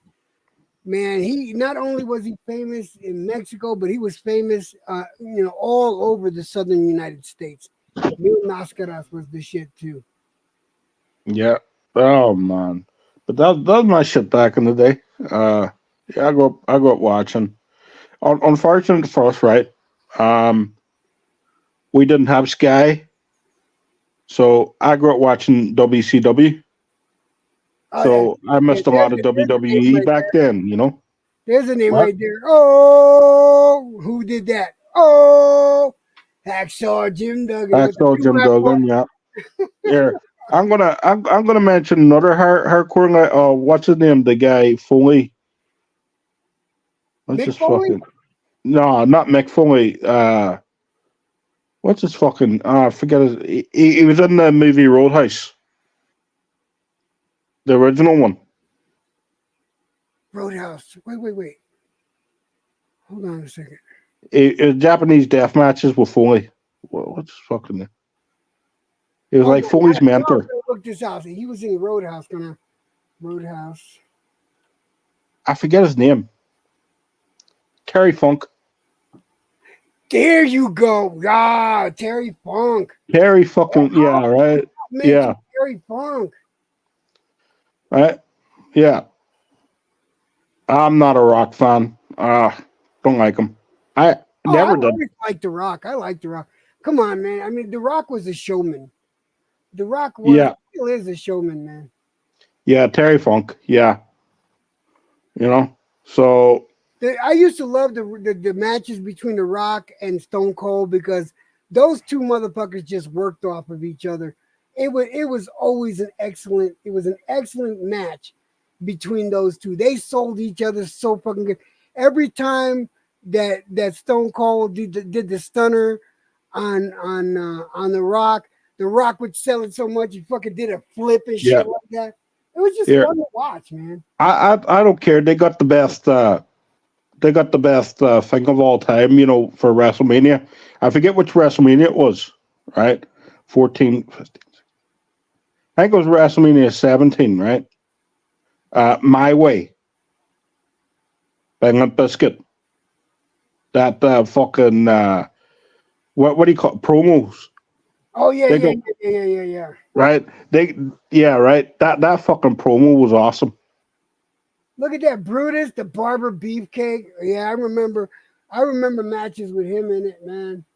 Yeah. The 80s just had a bunch of stars, man. Yeah, they did. They had a bunch of stars. And a lot of them are gone now, unfortunately. Yeah. Here, you know who to say was tough? Who? Ron Simmons. Oh yeah, Ron Simmons. They say he was a tough, like, he wasn't a pretend tough guy, right? He was a tough fucking dude. Oh, good question. Pop quiz, Electro Jed. Do you know what character was Repo Man prior? Oh. Okay, I'm not gonna look so you can see. I gotta try to remember this. I'm not gonna touch the keyboard. Wait, my wife is behind me laying down. I can't show you that, but I'm not gonna touch the keyboard. Who was Repo Man? Hold on a second, man. Repo Man. Ah. See, dude, this is what sucks about getting old. Because your memory goes. I can't remember, man. I can't remember, Pincha. I can't remember. Sergeant Slaughter, Big Boss Man. Yeah. Oh, Big Boss Man was a tough dude as well. Yeah, dude, he was, man. Prison guard. He had that prison guard fucking shtick. That Yeah. was pretty cool. Yeah. Oh, like, yeah, back then I was just there for the ride, you know? Another one that was tough that everybody underrated, and but this guy was buff as fuck, is and he was Ivan Putski. I just remembered, I heard some stories about Ivan Putski inside and outside the ring. He was actually, he was seriously a tough guy because he used to do strongman competitions. Yeah. Outside of the ring, and he was tough. Yeah, Bob Holly as well, they say. Oh shit, there's a name right there. Pop quiz. What did the Legion of Doom change their name to? Wasn't it the Road Warriors? Or was that different? No, that's a different team. Legion of Doom to I know Demolition. Was it Demolition? No, I was right. Road Warriors. I was right. Yes. Oh, I got one. Oh, yeah. I got one. Road Warriors, yeah. What was I thinking of? I was thinking about Outlaws, my bad. Right. But Yeah, Road Warriors, yeah. Wasn't it because they switched from WWF? Wasn't that the whole thing? Because WWF had that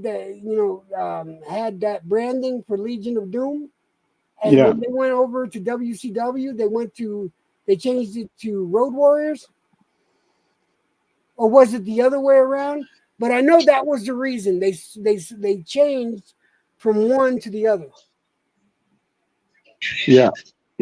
I do think they were in Legion prior to Road, or they were Road Warriors prior to Legion.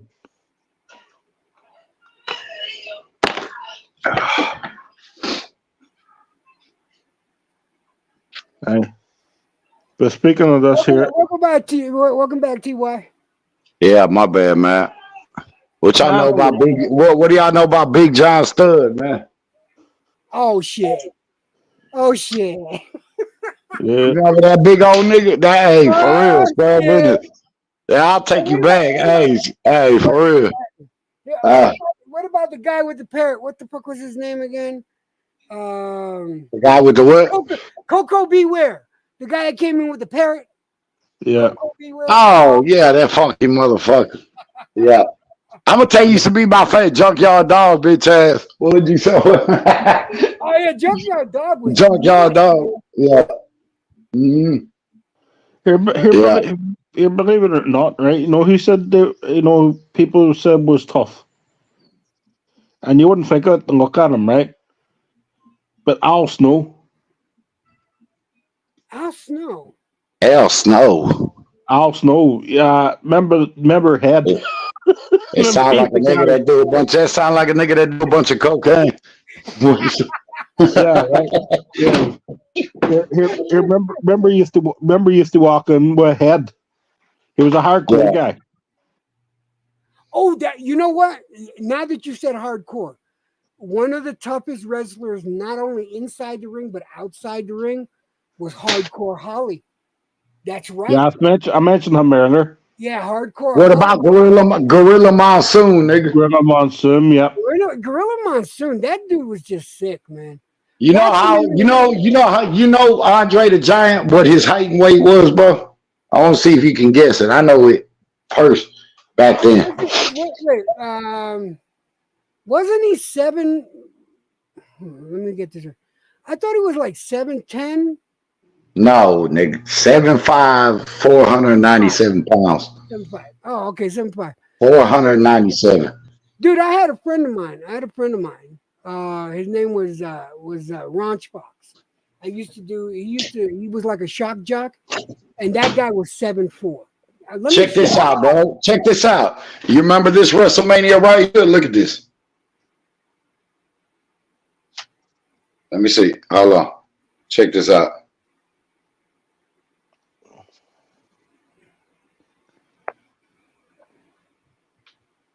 Oh, wait. Nice. Is that Gold Dust? Nah, man, that's fucking Mr. T and Hulk Hogan, nigga. Oh shit! Now I see it. Oh, man, I can barely see Mr. T. Bro, look at some of these, bro. Look at these volumes, bro. Look at these old school VCRs, bro. Look at that. Oh Look shit! at that. Look at that. I got some of the first WrestleManias, bro. Look at the best of WWF, Hulkamania. Look at that. Roddy Piper shit. WrestleMania 2. WrestleMania. Man, I got all kinds of shit over here, bro. I'm telling you. Those are classics. I don't even touch them. I used to tip them. Yeah. Bro. You can't. Yeah. You know who was on that card? That was the first. That matter of fact, yeah, that was the first WrestleMania, bro. That was it was you had Hulk Hogan, NBA champion. You had Hulk Hogan and Mr. T against Rowdy Piper and Paul Orndorff, bro. And Paul Orndorff. I thought Muhammad Ali, a special guest referee. I thought the first WrestleMania is where Hulk Hogan beat Andre the Giant. Wasn't that the first No, one? no, that's the third. That was the third. Yeah. That was WrestleMania 3. That one I just showed you right there was the first WrestleMania, bro. Yeah. That's the official, bro. That's the official. Yeah. Muhammad Ali was he wasn't the special guest referee, but he was what do you call it? Yeah, he wasn't a special guest referee. But I know what you're saying though. He was a special guest. Just I don't know why referee came out after that. But yeah. But that was back. That was back in the day. Here, that was what WrestleMania are we now? Shit, aren't we at shit? We're WrestleMania 40. And then on that card, on the undercard, you had fucking Layla. Yeah, you had Layla Kaya managed by Famous Moolah against Wendy Ryder managed by Cindy Lauper. Then you had the $15,000 body slam match, Andre the Giant versus Big John Studd. The tag team title match was Barry Windham and Mike Rotundo against the Irish Sheik and Nikolai Volkov. The Intercontinental title match was Greg Valentine versus Junkyard Dog. Then you had, now watch this, you had David Sammarito, you know what I'm saying, versus Brutus Beefcake. Oh, that's who I forgot, Brutus Beefcake. There go all my niggas. Matt Bourne versus Ricky Steamboat. King Kong Bundy versus SD Jones, and Tito Santana versus the Executioner. Yep. That was the first WrestleMania, bro. Holy shit, there's a name. Execute. What's up, TBA? TBS, welcome back, brother. What's up, TY, man? And, yeah, this is like a little before my time, but yeah, I heard of these names. But yeah. what's your who do you think is the GOAT, man? TY. The GOAT? Well, man, you know, when I was a kid, bro, I can't lie, bro. I always loved Hulk Hogan, bro. I used to do the flex. I used to do all that when I was a little kid, bro. I loved Hulk Hogan. He's I loved the Ultimate Warrior, and then when he beat Hulk Hogan for the first time, you know what I'm saying? But I always loved Hulk Hogan, man. See, I look back at it when I was a kid, so you know, if I have different eyes now, but I mean, bro, the Hulkamania song and all that. I used to have the shirts. I had the ring. I had the wrestlers. I just loved wrestling back then. Yeah. I'll tell you what the most shocking moment for me in wrestling. Now, mind you, I think I was like 9 or 10 years old, maybe 11, was when I watched the match between Bruno Sammartino and Larry Zbyszko, right? Now, Larry Zbyszko was supposed to be Bruno Sammartino's prodigy, his fucking phenom, right? And Larry Zbyszko, the whole stick was Larry Zbyszko fucking turned on Bruno Sammartino. Larry Zbyszko, this is the first time I ever seen anybody get hit with the steel chair and busted fucking Bruno Sammartino's head wide open, see blood pouring and shit like that. That's when wrestling shocked me. And that's what made me watch it the most. I said, yeah, man, that I loved wrestling from that moment on, man. I get you. Hey, but speaking, I gotta go, man, because I gotta get up ready for work. All right, then. No, thanks for hanging out and reminiscing with me, Brad. Yeah, B. Appreciate it. Yeah, I gotta go. Yeah, have a good one. Have a good one, Ty, boxing scientist, and I'll see you later, EJ. I'll see Uh, you Bye. later, brother. I see Bye, I bye. see my brother Jed Cal in the chat. Hope you're doing well, bro. Everyone in the chat, hope you're all doing well. Have a good one, guys, and peace, guys. Peace. Yes, Peace. sir. Hey, yeah, I had bro, I had all the action figures. I even had Sunny. Remember Sunny? I had her, and then I had Paul Bear.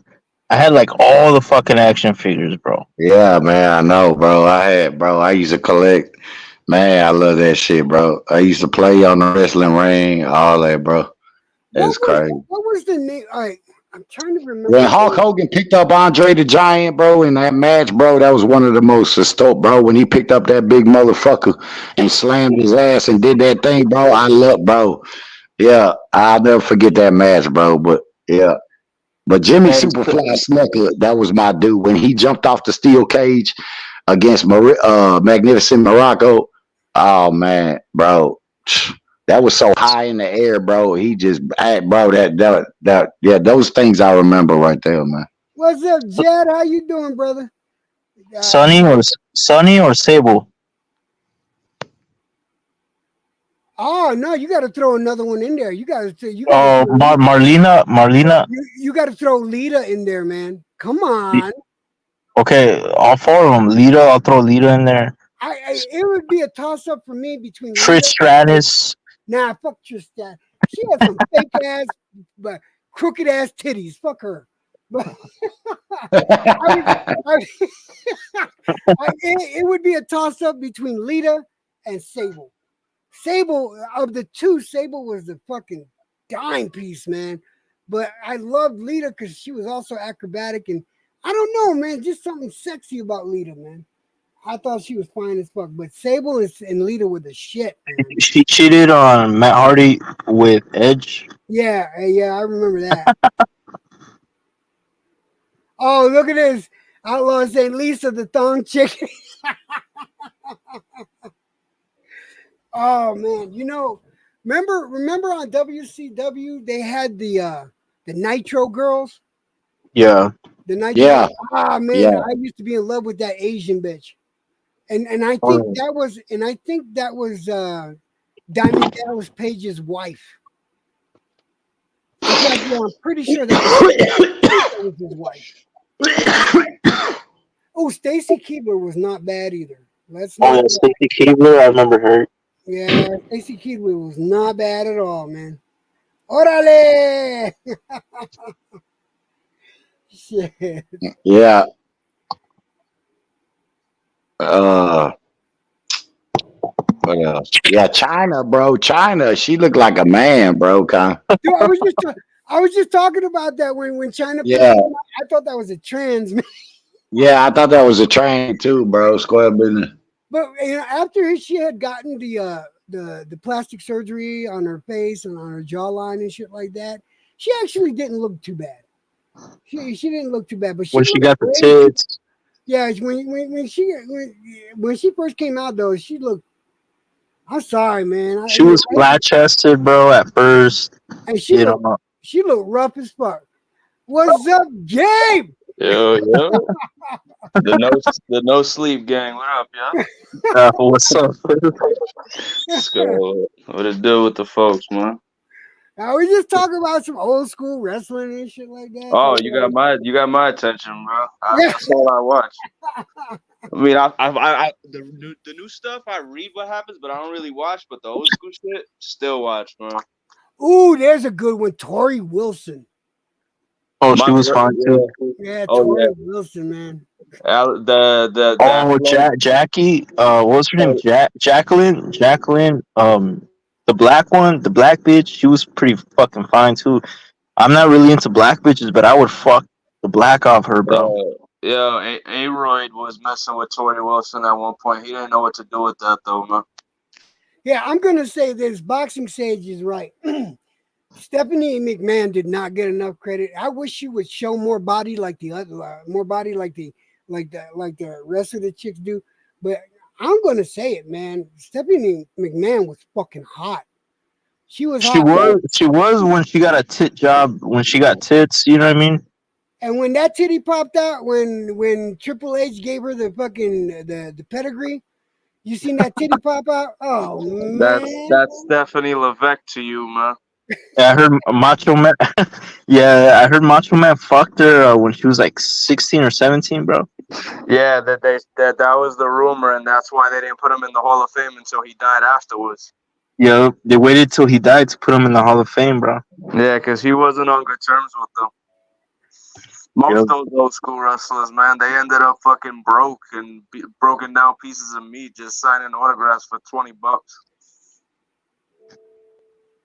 what's that one's name? I was gonna say, even though out of all these female wrestlers, right, the one that I put up on the pedestal, she wasn't a wrestler, was Miss Elizabeth. For some reason, that's Nah, she was amazing, man. yeah, Miss Elizabeth for me was like She had the class. yeah, She had class, class. A lot exactly. of elegance. Yeah, and that's how come I never liked Lex Luger after that shit happened and she died. Yeah, they said he And killed her. where she died in his place, and it was I think she died of an overdose. Did he torture rack her, or Yeah, how they did she said die? that, she was mixing pills and vodka. Yeah, Yo, She was like, I was watching The Iron Claw the other day, man. I started crying. That fucking movie was so sad. yeah, that but movie was too sad, bro. Too yeah, I fucking watched sad. it. Yeah, I watched it too, man. And here's the sad part: they left out a brother because that was actually five Yeah, brothers. yeah, And Chris. in the movie, they only showed four brothers, and Why do you talked think about that is? because It was too much story to tell. yeah, that's exactly it. They were saying it was going to be too much story to tell. Damn, it was too sad, bro. I'm not gonna lie. I seen that shit in the theaters. I was drunk with my homie, and then my homegirl, and my homegirl started crying, bro. And that shit's contagious, bro. My eyes got watery. I was like, Yeah, oh, but not for nothing. Carrie Von Erich's daughter, she's fucking fine, man. Oh, did you see the pictures of her? Yeah, yo, she's amazing. Yeah. Carrie Von Erich, I think her name is Lacey. Lacey Von Erich, she's fucking bad, yo. I mean, I know it's a sensitive topic because it's the Von Erich family, but she's a baddie.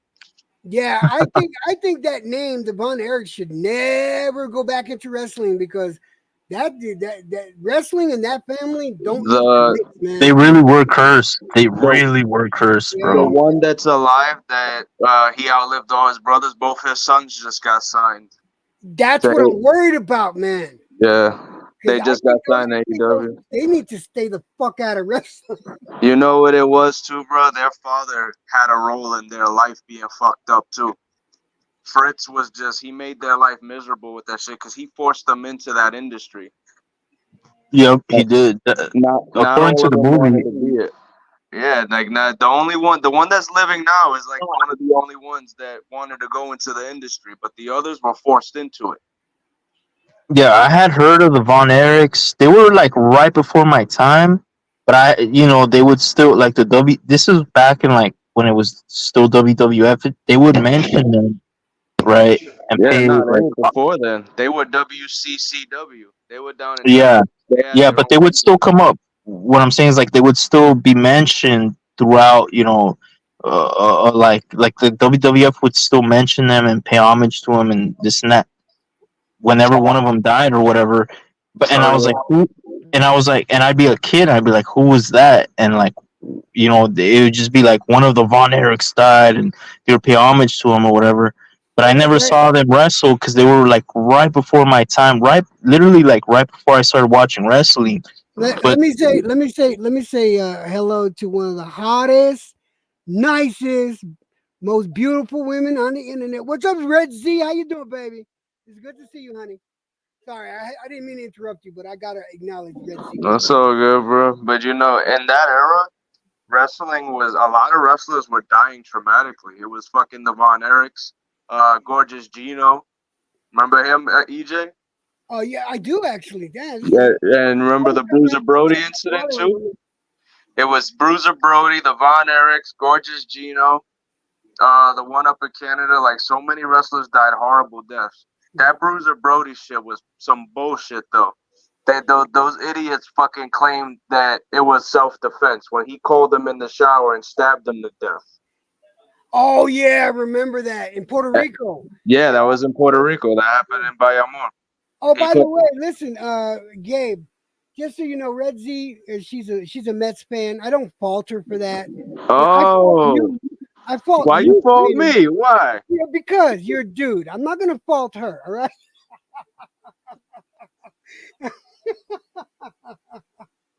Much love, baby. Much love to you. Man. Shout out to all my Mets fans out there. We bleed that blue and orange. I'm just glad I'm not the only one. Her brother's a hardcore Mets fan too, man. Listen, right, to all my Mets fans out there, you always use this line. If a girl asks you, "Are you loyal?" Just hit them with the baby. I'm a Mets fan. It don't get no more. It don't get no more loyal than that. Because we've been suffering for years and we stick by those motherfuckers. So yeah. Stamp that on me. Gabe Lopez told you first. About male Mets fans, they're just used to getting abused. It's the when we take this fucking city over, I don't want to hear shit from you. When we still want soda from you this year, don't say shit. I'm hoping we get a fucking Subway Series, man. I'm seriously, I want to see that. Nah, that's not gonna happen this year. Call me crazy though, bro, but the Yankees don't convince me right now. I don't think they got the World Series in them. They might make it to the ALCS, but I don't think they're gonna I think the Dodgers are gonna take that shit this year. Oh shit, Don Morocco. There's a name. Pinche, man. What do you got a list, man? Oh, that was the original Rock. Yeah, there you go. Yo, but when Bruiser Brody got killed, they fucking thought wrestling was real. The case was over in like a few days. That was some bullshit, you know? You know what happened there? You know what really happened there? Fucking Brody was about to take that company over. Was he? Yep. They had owed him $40,000 at the time too. And he was going to take that company over. And he was telling them, he was like, there's going to be some changes around here. That's why they had to get rid of him. That's one of the conspiracies. Because he, you know who was a part owner in that company? Gorilla Monsoon. He started that company up, the WWC. Because that was a hot territory. For years and years, wrestlers were going to Puerto Rico before they got signed to the States. Well, yeah, but there was a big competition when it came to wrestling between Puerto Rico and Mexico because Mexico was huge. I mean, come on, we got to admit Mexico was much bigger with wrestling than Puerto Rico was. But it was a big old fucking thing between those two countries. Well, between Puerto Rico and Mexico, and who wanted to take over what? But yeah, you're right, man. You're definitely right. And then at the time, fucking, they were selling out stadiums left and right. And the worst thing to happen to them was that Bruiser Brody incident because none of the American wrestlers wanted to go back over there. The only one that went back over there was Abdullah. Yeah. And McSmith, we were talking boxing earlier. You weren't here. I'm sorry, man. The conversation changed. Yeah, if you see them now, they can't even sell out a fucking high school gym over there. Ah, shit. What about the Hart Foundation, bro? Oh, yeah. That's one of the greatest families. There's a lot of great families in wrestling, man. There's the Von Erichs, the Harts, the Noai. They got to make a movie on the Hart family, too, bro. A lot of them died. That'll never happen. That'll never happen because Owen Hart's wife, owns all his shit and she won't allow it. What about don't they got a show now? Because the Rock's family was huge, is still huge in wrestling. Yeah, the Anoa'i. Yeah. The Anoa'i family, yeah. Because all right, maybe you guys can help me out. What was the name of all right, there was back in the 70s, Chief J Strongbow was a tag team champion. And his partner is who was supposed to be related to The Rock. And the Rock's dad. I can't remember what his fucking name. The Rock's dad was Rocky Johnson, and Yeah, I remember Rocky Johnson. his grandfather was Peter Maivia. Maivia. That's the name. Yeah. High Chief. That was the tag team partner of. Yeah. A lot of people don't know this though. The Rock's really not related to that family. He's not blood. His first when he first came on the scene, he was known as Rocky Maivia. Right, but Peter Maivia was adopted by the family. So they're not blood. They're family, but they're not blood.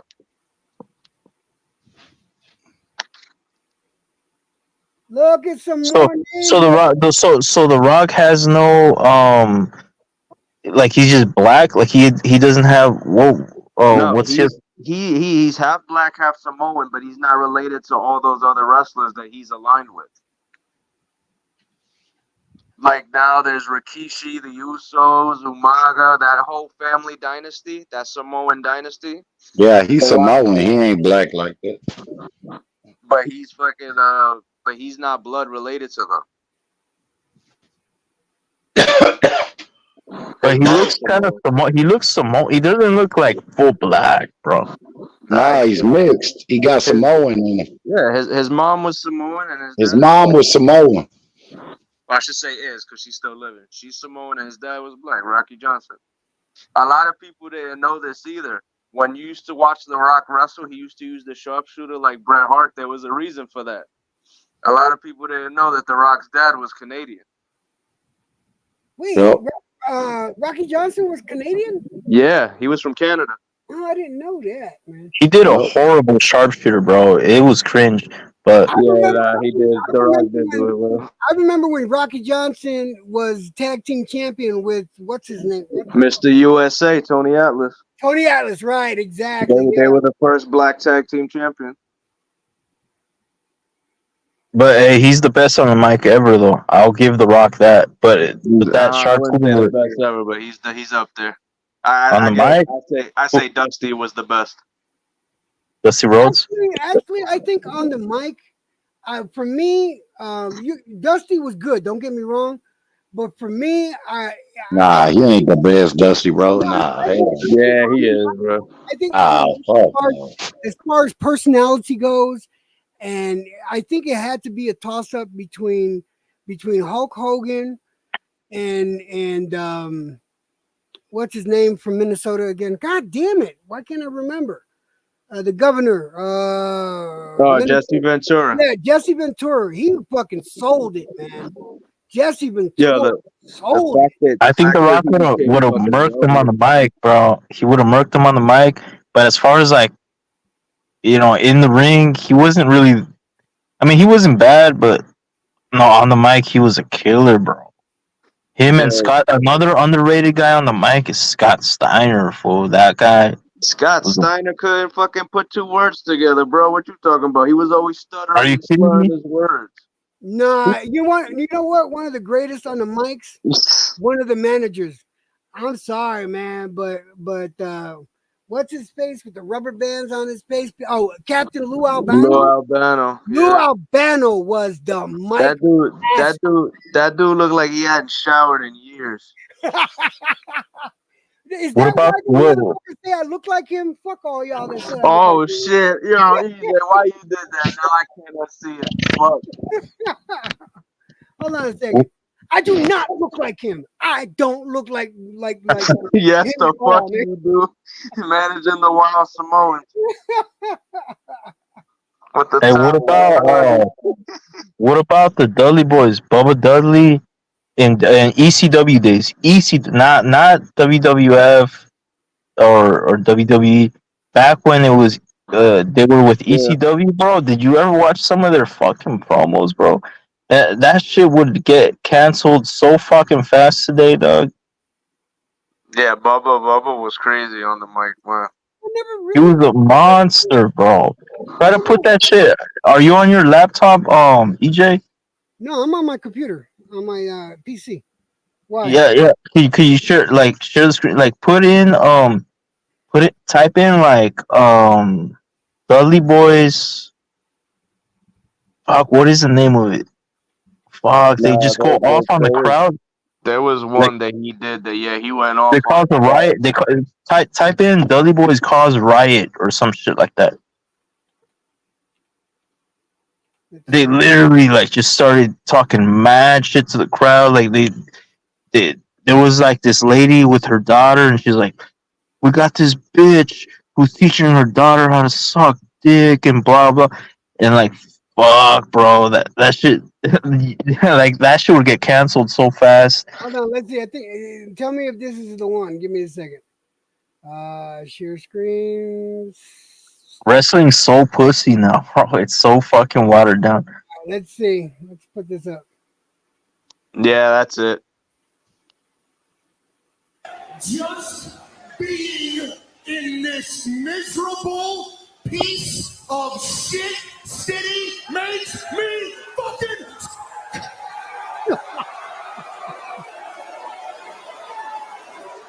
Yeah, this is the one.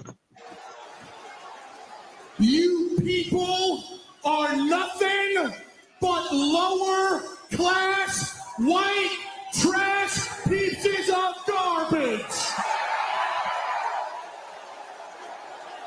Some people hate to hear the truth.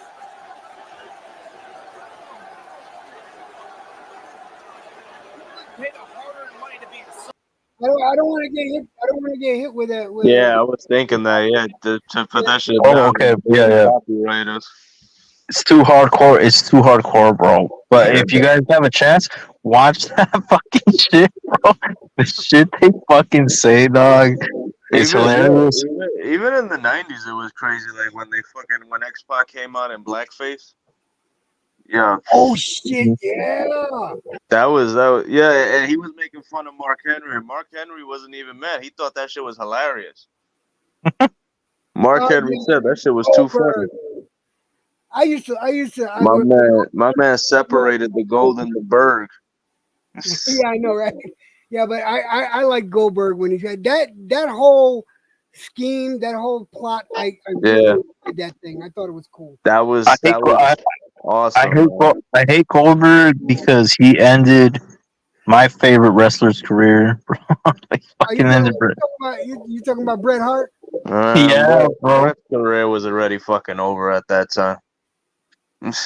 That's one thing I got. Bret was in his mid 40s at the time too. How long was he really gonna go? I gotta admit though, Bret was good. Listen, not for nothing, TBS, right? But check it out. Bret was kind of a bitch. How many times? Was a bitch, bro. Come on, listen. How many times we're gonna have to hear about the fucking Canadian screw job? I understand he got fucked over, but dude, no, he didn't get fucked over. I disagree. He got screwed, bro. No, he did not. He screwed himself, bro. He knew that he was. You believe Vince, bro? Vince is the devil. Listen to me. He knew he was leaving the company that night. What you gonna do? Take the fucking title with you and have it thrown in the garbage like they did with Medusa? No way. And when he got to WCW, his boys that were already there, they told him, "Yo, how did you not see that coming? He should have known better. First of all, he should have just did the job. He was acting like a bitch saying, "Oh, I don't want to lose the title." You're leaving the fucking company. I get if he was still under contract, but he was gone. He screwed his damn self. I don't feel sorry for him. But if you watch the documentary, I watched the documentary. TBS, don't get me wrong. All right? There's 1,000 documentaries on that shit already. But here's the thing. Here's my issue. All right. When I first watched the documentary, right, and I felt for Bret Hart. I really did. I felt bad for him. I felt like he got screwed over. But over the years, how many times are you going to keep bringing that shit up? That's the problem I had. Bro, they killed his brother. They killed his brother, his younger brother. And also, like, look. That was fucked up. What happened? Yeah. Don't get me wrong. But I think that was retaliation. Bro, I don't know what you guys think, but I think that was retaliation for when Owen Hart did the pile driver on Stone Cold and broke his fucking neck. Nah, bro, shit happens, man. Shit is dangerous, and then look what happened to Dross. Yeah, I think Stone Cold explained it the best. And even Stone Cold was hesitant to let him do it, but he trusted the guy, and the guy just couldn't do it. Like First of all, he should have Undertaker- never sat down with it. I don't know why he sat down on it. Nobody that's ever done the tombstone sits on it. That's what Yeah. fucked him up. Because No, that's when an you actual move. That's an actual move, but you gotta lean kind of to no, the but you side don't when you do sit it. on it. Like you Yeah, see you when gotta the kind of Undertaker lean. does it. When the Undertaker did it, the only thing that was hitting the mat was his knees. No, like no. The wrestlers have sat on it, but it's a you have it's a very It's dangerous more dangerous move. that way because Yeah, there's no place for the guy's head to go. Yeah, we can see the comment, Outlaw. Jed, we can see the comment. I've seen all the comments. it's a very dangerous move. You have to kind of like lean to the side a little when you're falling, so it doesn't land straight down. They banned the power driver. They're not allowed to use that anymore. Yeah, even the regular pile driver, but that was like they call it the Owen driver now. The Owen driver is banned. Even the All other power pile drivers. driver, All the power other drivers. yeah, all pile drivers are banned. Well, the original pedigree by Triple H got banned because he hurt a Really? bunch of motherfuckers. Really? Nah, they're still using that. No, not the original pedigree. Check out the original pedigree. Oh, where he would hold their arms Yeah, and all the way down, like all the way down. He would hold their arms. yeah, you got to check it out. Now he releases the arms so they can like, yeah. Yeah, the original pedigree hurt a lot of wrestlers. Yeah. Like me and my friends used to wrestle, and like we'd be like, "Oh, let me tombstone you, let me pedigree you." The pedigree was one of the ones that hurt the most, bro. Another thing that hurt a lot of people was the one that Razor Ramon did. There's a name I forgot. Oh, the Razor's Edge. That's my favorite fucking move. That's the best move ever. Move, man. I love that fucking move. But it did hurt a bunch of wrestlers. Bro, it's lethal. I mean, he's throwing. It was funny when he tried to do that shit to King Kong Bundy. I'm like, yo, you're not picking that guy up. I'm sorry. Razor, hey yo. Hey yo. Yo. Yeah, bro, like that dude was 400 plus pounds. You are not lifting that dude up. Stop the bullshit. Hey, but that's the greatest finisher in my opinion, the Razor's Edge, bro. Yeah, that was a good finisher, man. I liked it a lot, but I got goddamn, man. That move, that tag team that you just had on, they had like the most protected move ever, the 3D. Nobody kicked out of that ever. What about the Doomsday device from the Legion of Doom, bro? Oh, you mean that the one where it looks like they're gonna decapitate somebody? Where Yeah, we pick some like Animal would pick him up on his shoulders, and then Hawk would get on the top rope. This is a good question right here. Weakest finisher move. Oh, that had to be Leaping Lenny. What the fuck is the weakest? Did you say the weakest? the weakest? What's Nacho Man's brother's name? Leaping Lenny. Lenny Poffo. Lenny Poffo. I think his was the weakest finishing move. So I don't like that dumb shit The Rock used to do. The people's elbow, that shit looked weak as hell. It was cool. No, there's been weaker shit, bro. There's been like showman type move. bro. What about the Big Show knockout punch? That was stupid as fuck. That's not even a wrestling move. That's a boxing move. Yeah. Like that. Yeah, it's just strike. I don't like anything. I don't people's elbow. I don't like anything that's just like a strike. You know, that's not even wrestling. What the fuck? Yeah, that's it. And that shit that Cody Rhodes is doing now. I'm a fan of his, but that finishing move of his, that shit looks super weak. He's got to do. To me, he should change to a different. I gotta tell you. Unless it got sold real good, Ivan Putski's Polish Hammer, if it wasn't sold real good, could look kind of weak. to be Yeah, completely somebody did that shit mad hard to another wrestler. He broke his nose in 3 pieces. 3 pieces. You hear me? 3 places.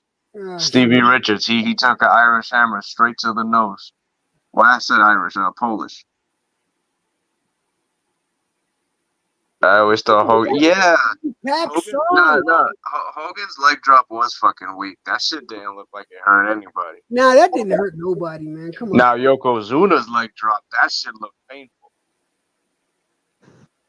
You know But which it one wasn't. I wouldn't ever want to. I would never want Rikishi's finishing move put on me. Yeah, Oh. I would not want that big ass. right in the face, man. Rikishi put it. Samoan ass right in your. Bro, you gotta pay me a lot of fucking money to do that shit. He's putting that big 400-pound big fat ass in your face. He's wiggling and jiggling when he does that. Fuck that. It was funny when he did it to Vince though. That shit was funny. That's the only time I thought it was cool. No, because it was the way that The Rock grabbed his head and he just put it in his ass like that. Like, oh hell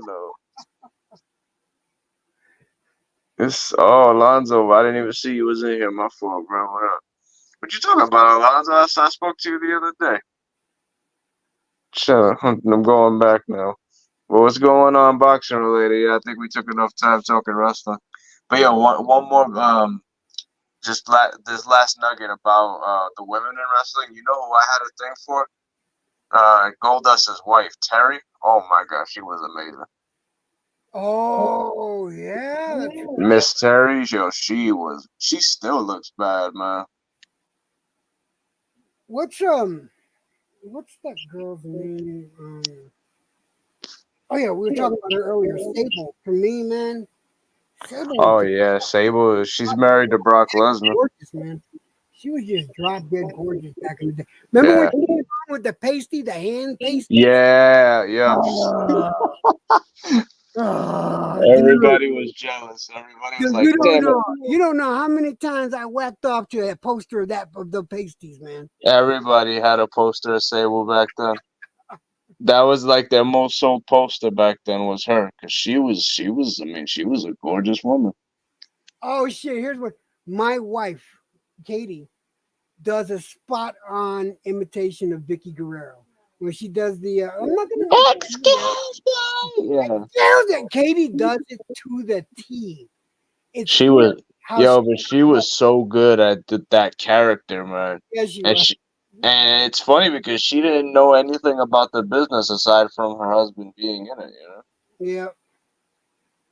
So, but she picked it up like really fast, and the way she did it, like she was so annoying, but it was good. Yeah, I was talking earlier. I couldn't remember who it was, but it was Sid Vicious. Remember when Sid Vicious broke his leg? Yeah, that shit looked. Oh my god. Fracture right in the middle of the ring. Dude, but the way that his leg was turning, that shit looked horrible. I know. It looked just like. Remember when Joe Theismann got his leg broke by by LT? Yeah, the same. No, but when and you know what's crazy? He wasn't even doing like a super crazy move. It was a routine move that they do all the time. Yeah, he was coming right off the rope. And he wasn't even off. He wasn't even on like the top rope. He was on the middle one. Yeah, and that motherfucker snapped. It was just. I mean, it was just bad angling. It could have been that Steiner wasn't like far away enough. Wait, what the fuck? Floyd just tweeted that Tank versus Frank fight is. He's probably trolling, bro. Don't fucking troll me, man. Come on. Yo, but back to The Rock's Dead. You know where he got that name Rocky Johnson from? Where? That was actually an homage to two boxers. It was an homage to Rocky Marciano and to Jack Johnson. So he put them together because he was a boxer himself. He actually sparred Muhammad Ali. So that's where Rocky Johnson came from. Yeah, it was homage to Rocky Marciano because that was his favorite fighter. He was a Marciano fan, and he was paying homage to Jack Johnson, who was the first black heavyweight champ. Just taught y'all something. See, I'm a history book. Let me see. I'm looking at Wrestling. Damn, I'm starting to think.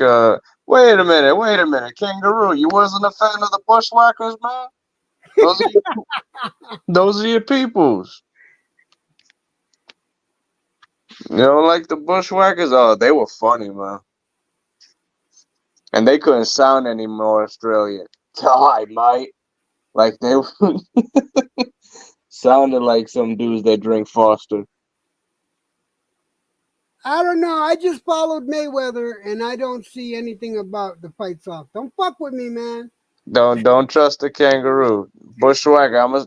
If you fuck with us, Kangaroo, I'm gonna start calling you Bushwhacker. These two right here. Oh, come on, man. Rhea Ripley. She's Australian. She's like the only like good-looking one there now. All the women now, to me, are just they're not attractive anymore. Yeah. So, yo, who do you got this weekend, man? We got a big boxing weekend. Who do you got? Yes, we do. Who I mean, yeah, I'm not liking the way that Frank is looking, man. He looks, I don't know. The confidence isn't there. But you do feel that it's. I feel like it's going to be Tank's best opponent, because Tank, who is the only person that Tank has fought in the past few years, has been Pitbull Cruz. All right, and Pitbull allegedly was number 5 when he fought him. I don't think that's the truth. But I think they updated it just to make the Tank fight better. But I do think Frank Martin, number 1, deserves a shot, and I do believe. No, he deserves a shot. I don't have a problem with it. I believe it's going to be Tank's best test so far. You know what I think not a lot of people are factoring in is that Frank's been out of the ring for a long time. But no, he fought last year. Right, but that was a whole year. It was almost, yeah. You don't think the ring wrestle play a role in it?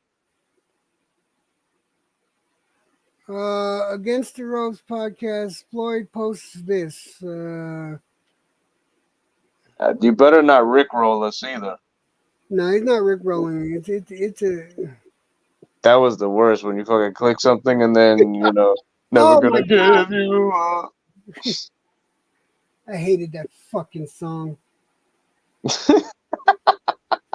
I hate my ex-wife loved that song, and she played it all the time. So it was like getting rickrolled when it first came out, and then getting rickrolled and do that fucking drum thing. Oh, damn. You remember the Family Guy? I don't know if you ever watched when the dog starts singing it. He's like, "Here's a song by a gay guy," and then he starts playing like some nice rock and roll, like he's about to play some hardcore rock and roll, and then he plays that. Yeah, what do you think about the Benavidez fight?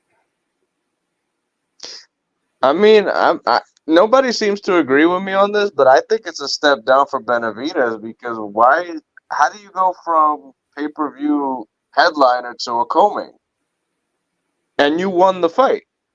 Well, Benavidez was never able to sell a fight, man. Okay, brother, but who can sell right now? There's only a few draws boxing really has right now. You know, to me, that's a step down. I can understand where you're coming from, but I think Benavidez, Benavidez better put his. That's like because that's like eating a. Can't get knocked out by this guy. That's like eating fucking filet mignon and then going back to a hamburger, bro. Come on. Isn't that his own fault though? He should have been taking other fights since he couldn't get Canelo. I mean, no, absolutely.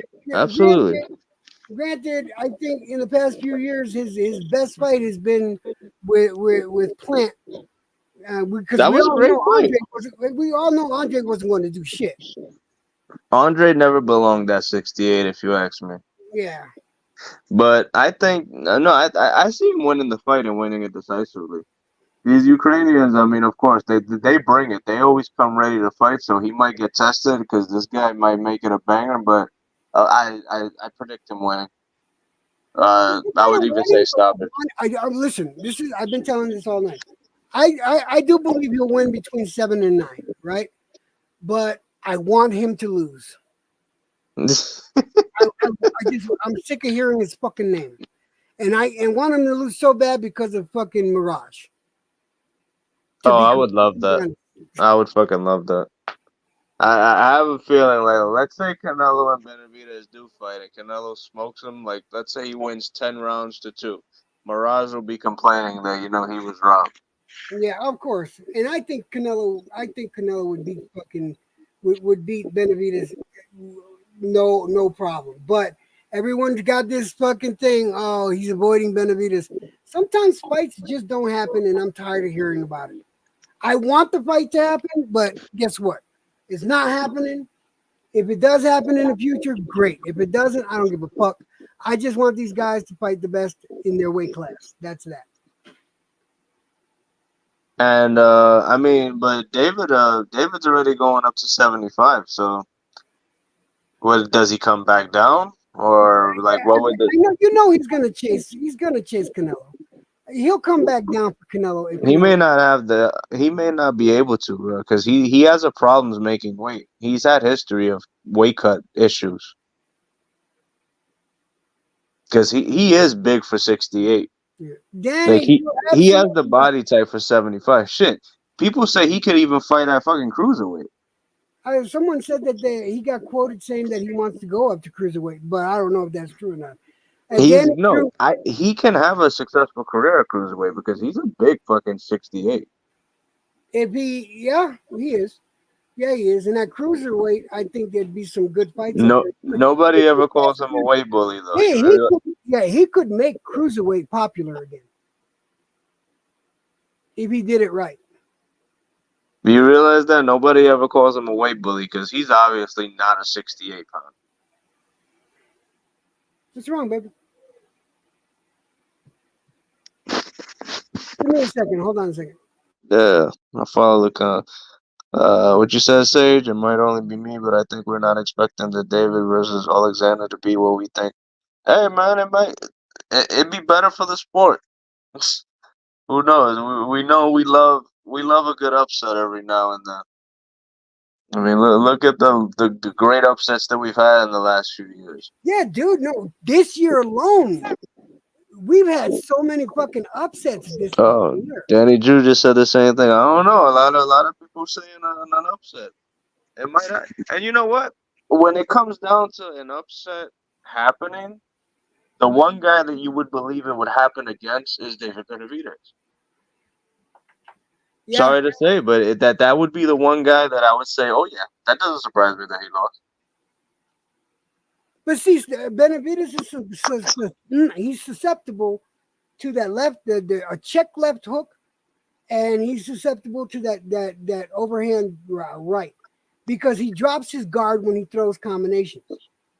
Right. Right. He does. And with that, and I'm sorry, but Godbit, what's this guy's name? How do you pronounce his name? Anyway, just call him Alexander because his last name is hard to say. Yeah, Alexander. Yeah, that's right. His name is Alexander. But Gazdick or Gozdick. Yeah, he is definitely capable of sneaking a shot in there. Now, people have been saying earlier on this stream that 5 years ago, yeah, they could see him beating Benavidez soundly, but I think he still got it in him. He's definitely got the strength to knock Benavidez out. Does he have? Can he catch Benavidez in a combo? Can he counter Benavidez when his guard is dropped? And if he lands, there's a good potential of Benavidez going down, man. Now, question: this fight is for the interim belt at light heavyweight. So, does this make them the Mando for Bivol and Beterbiev? It's supposed to. Oh, okay. That makes sense. Now that you want to see Benavidez truly tested, have him fight the winner of that fight because I don't think he beats whoever wins that fight.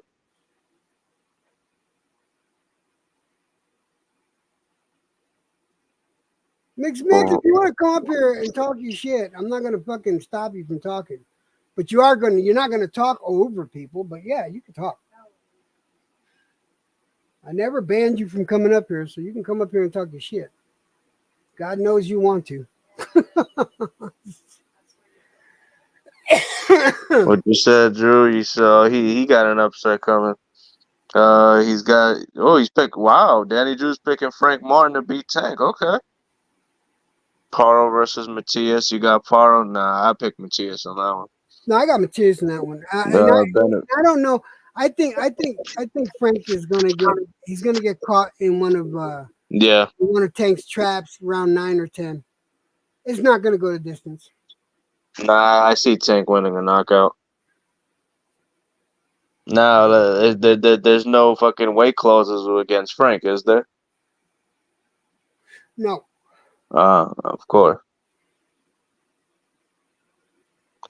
I'm just gonna say whatever happens this weekend, I hope David does well so we can get those hands up. Yeah, that Canelo fight is not happening. Yeah. Sorry to say, it's not happening. Canelo at this point, he's gonna take money fights, like biggest fucking money fight, and the biggest money fight he could take is against Terence Crawford. Do I want to see that fight? Hell no. I'm sorry, I don't. But they're gonna pay them a shitload of money for that fight. I tell you what, though, if let's say Benavidez beats. Let's say Benavidez beats Alexander, right? And he gets to fight one of either Bivol or Beterbiev, right? And let's just say by some fucking miracle he wins with one of those. I do see the fucking the Canelo fight happening. Now, whether Canelo would go up to 175 again to fight Benavidez come down to 168. But I do see in that scenario, I see that fight happening because that will be a big, big money fight. Canelo learned his lesson, bro. He ain't going back to 75. I don't see him ever going back. I mean, he knew when to fucking go up to fight an old Kovalev that had been beaten up. But that was the worst thing that could have happened to him because that gave him the confidence like, hey, I can win at this division too. Yeah, no. Bivol humbled that ass real quick. This is not your fucking division. You know how much shit I got because me, Brian, Jedi, fucking Big Say So. A lot of us were saying Canelo is not gonna beat Bivol. Yeah, bro, I was saying it too. I picked Bivol. When that shit got announced, I said Canelo is not winning this fight. Yeah. Not gonna happen. And they said, "Oh, Canelo's gonna win." Nah. But you know the sad part about that fucking fight. Go back to the scorecards. They did everything they could to try to rob Bivol that night. Yeah, the scorecards were fucking off. They only had him up by 2 rounds. Are you kidding me? The fuck? Who gave Canelo all those rounds? I didn't. What was it? What's Boxing Kangaroo say? Wait, hold on. Let me read this. Jay Opataya was offered the Canelo fight at 70 but he declined it. Who declined it? Oh, Opataya. Yeah, Opataya was offered the fight. Oh. Right, because he's a cruiserweight. He would have to come down for that fight, wouldn't he? Oh, wait a minute. Let me see here. Let's see what Sage says. I'm gonna state it here, Electro Gabe, that it goes 12 rounds, but David is going to win in a very controversial fight against Alexander. All right, gotcha. He's never fought there. Yeah. That's what I was trying to say, Kangaroo. He declined it. I mean, not that he declined it, that he would have to come down because he's a cruiserweight. Yeah, I understand that why. Because I mean, to go to a division that he's never been to, yeah, that's not a duck at all. It's just fucking, I don't fight there. Yeah, let me play this one for Pinche. In the red corner, Leonard B. Davis. In the red corner. Leonard LB got fired. Well, he should have smelled it from a mile away. LB's lucky he didn't fight because they would have pounded that fucking nose all night. But who said that about the Sage? Benavidez is gonna win a very controversial. Well, he's been in close fights before. The Plant fight was very close, if you ask me. Yeah, I think the Plant fight was a good fight. I really do think that Benavidez beat him soundly later on, but the first 6 rounds. Oh, that was all Plant, man. That was a fight. And, Yeah. And let me not pull punches. Plant was laying hands all over Benavidez. At will, He bro. would. He was landing at will. The problem with that is that, I mean, the obvious with all his fights is that he has no gas tank. Yeah, I know. Like he's a 6-round fighter. If he don't finish his fight by the 6th round, he's gassed out. yeah. Imagine sharing an A-ball with. yeah. Carl, man, you don't even do that because that's he won't let you have none. You won't get shit. That fucking knows it. Hey, that's the fight I want to see. I want to see Leonard Ellerbe and Eddie Hearn. Leonard Ellerbe and Eddie Hearn. That's the fight I will pay. I would pay whatever to see pay-per-view price. I would pay to see that.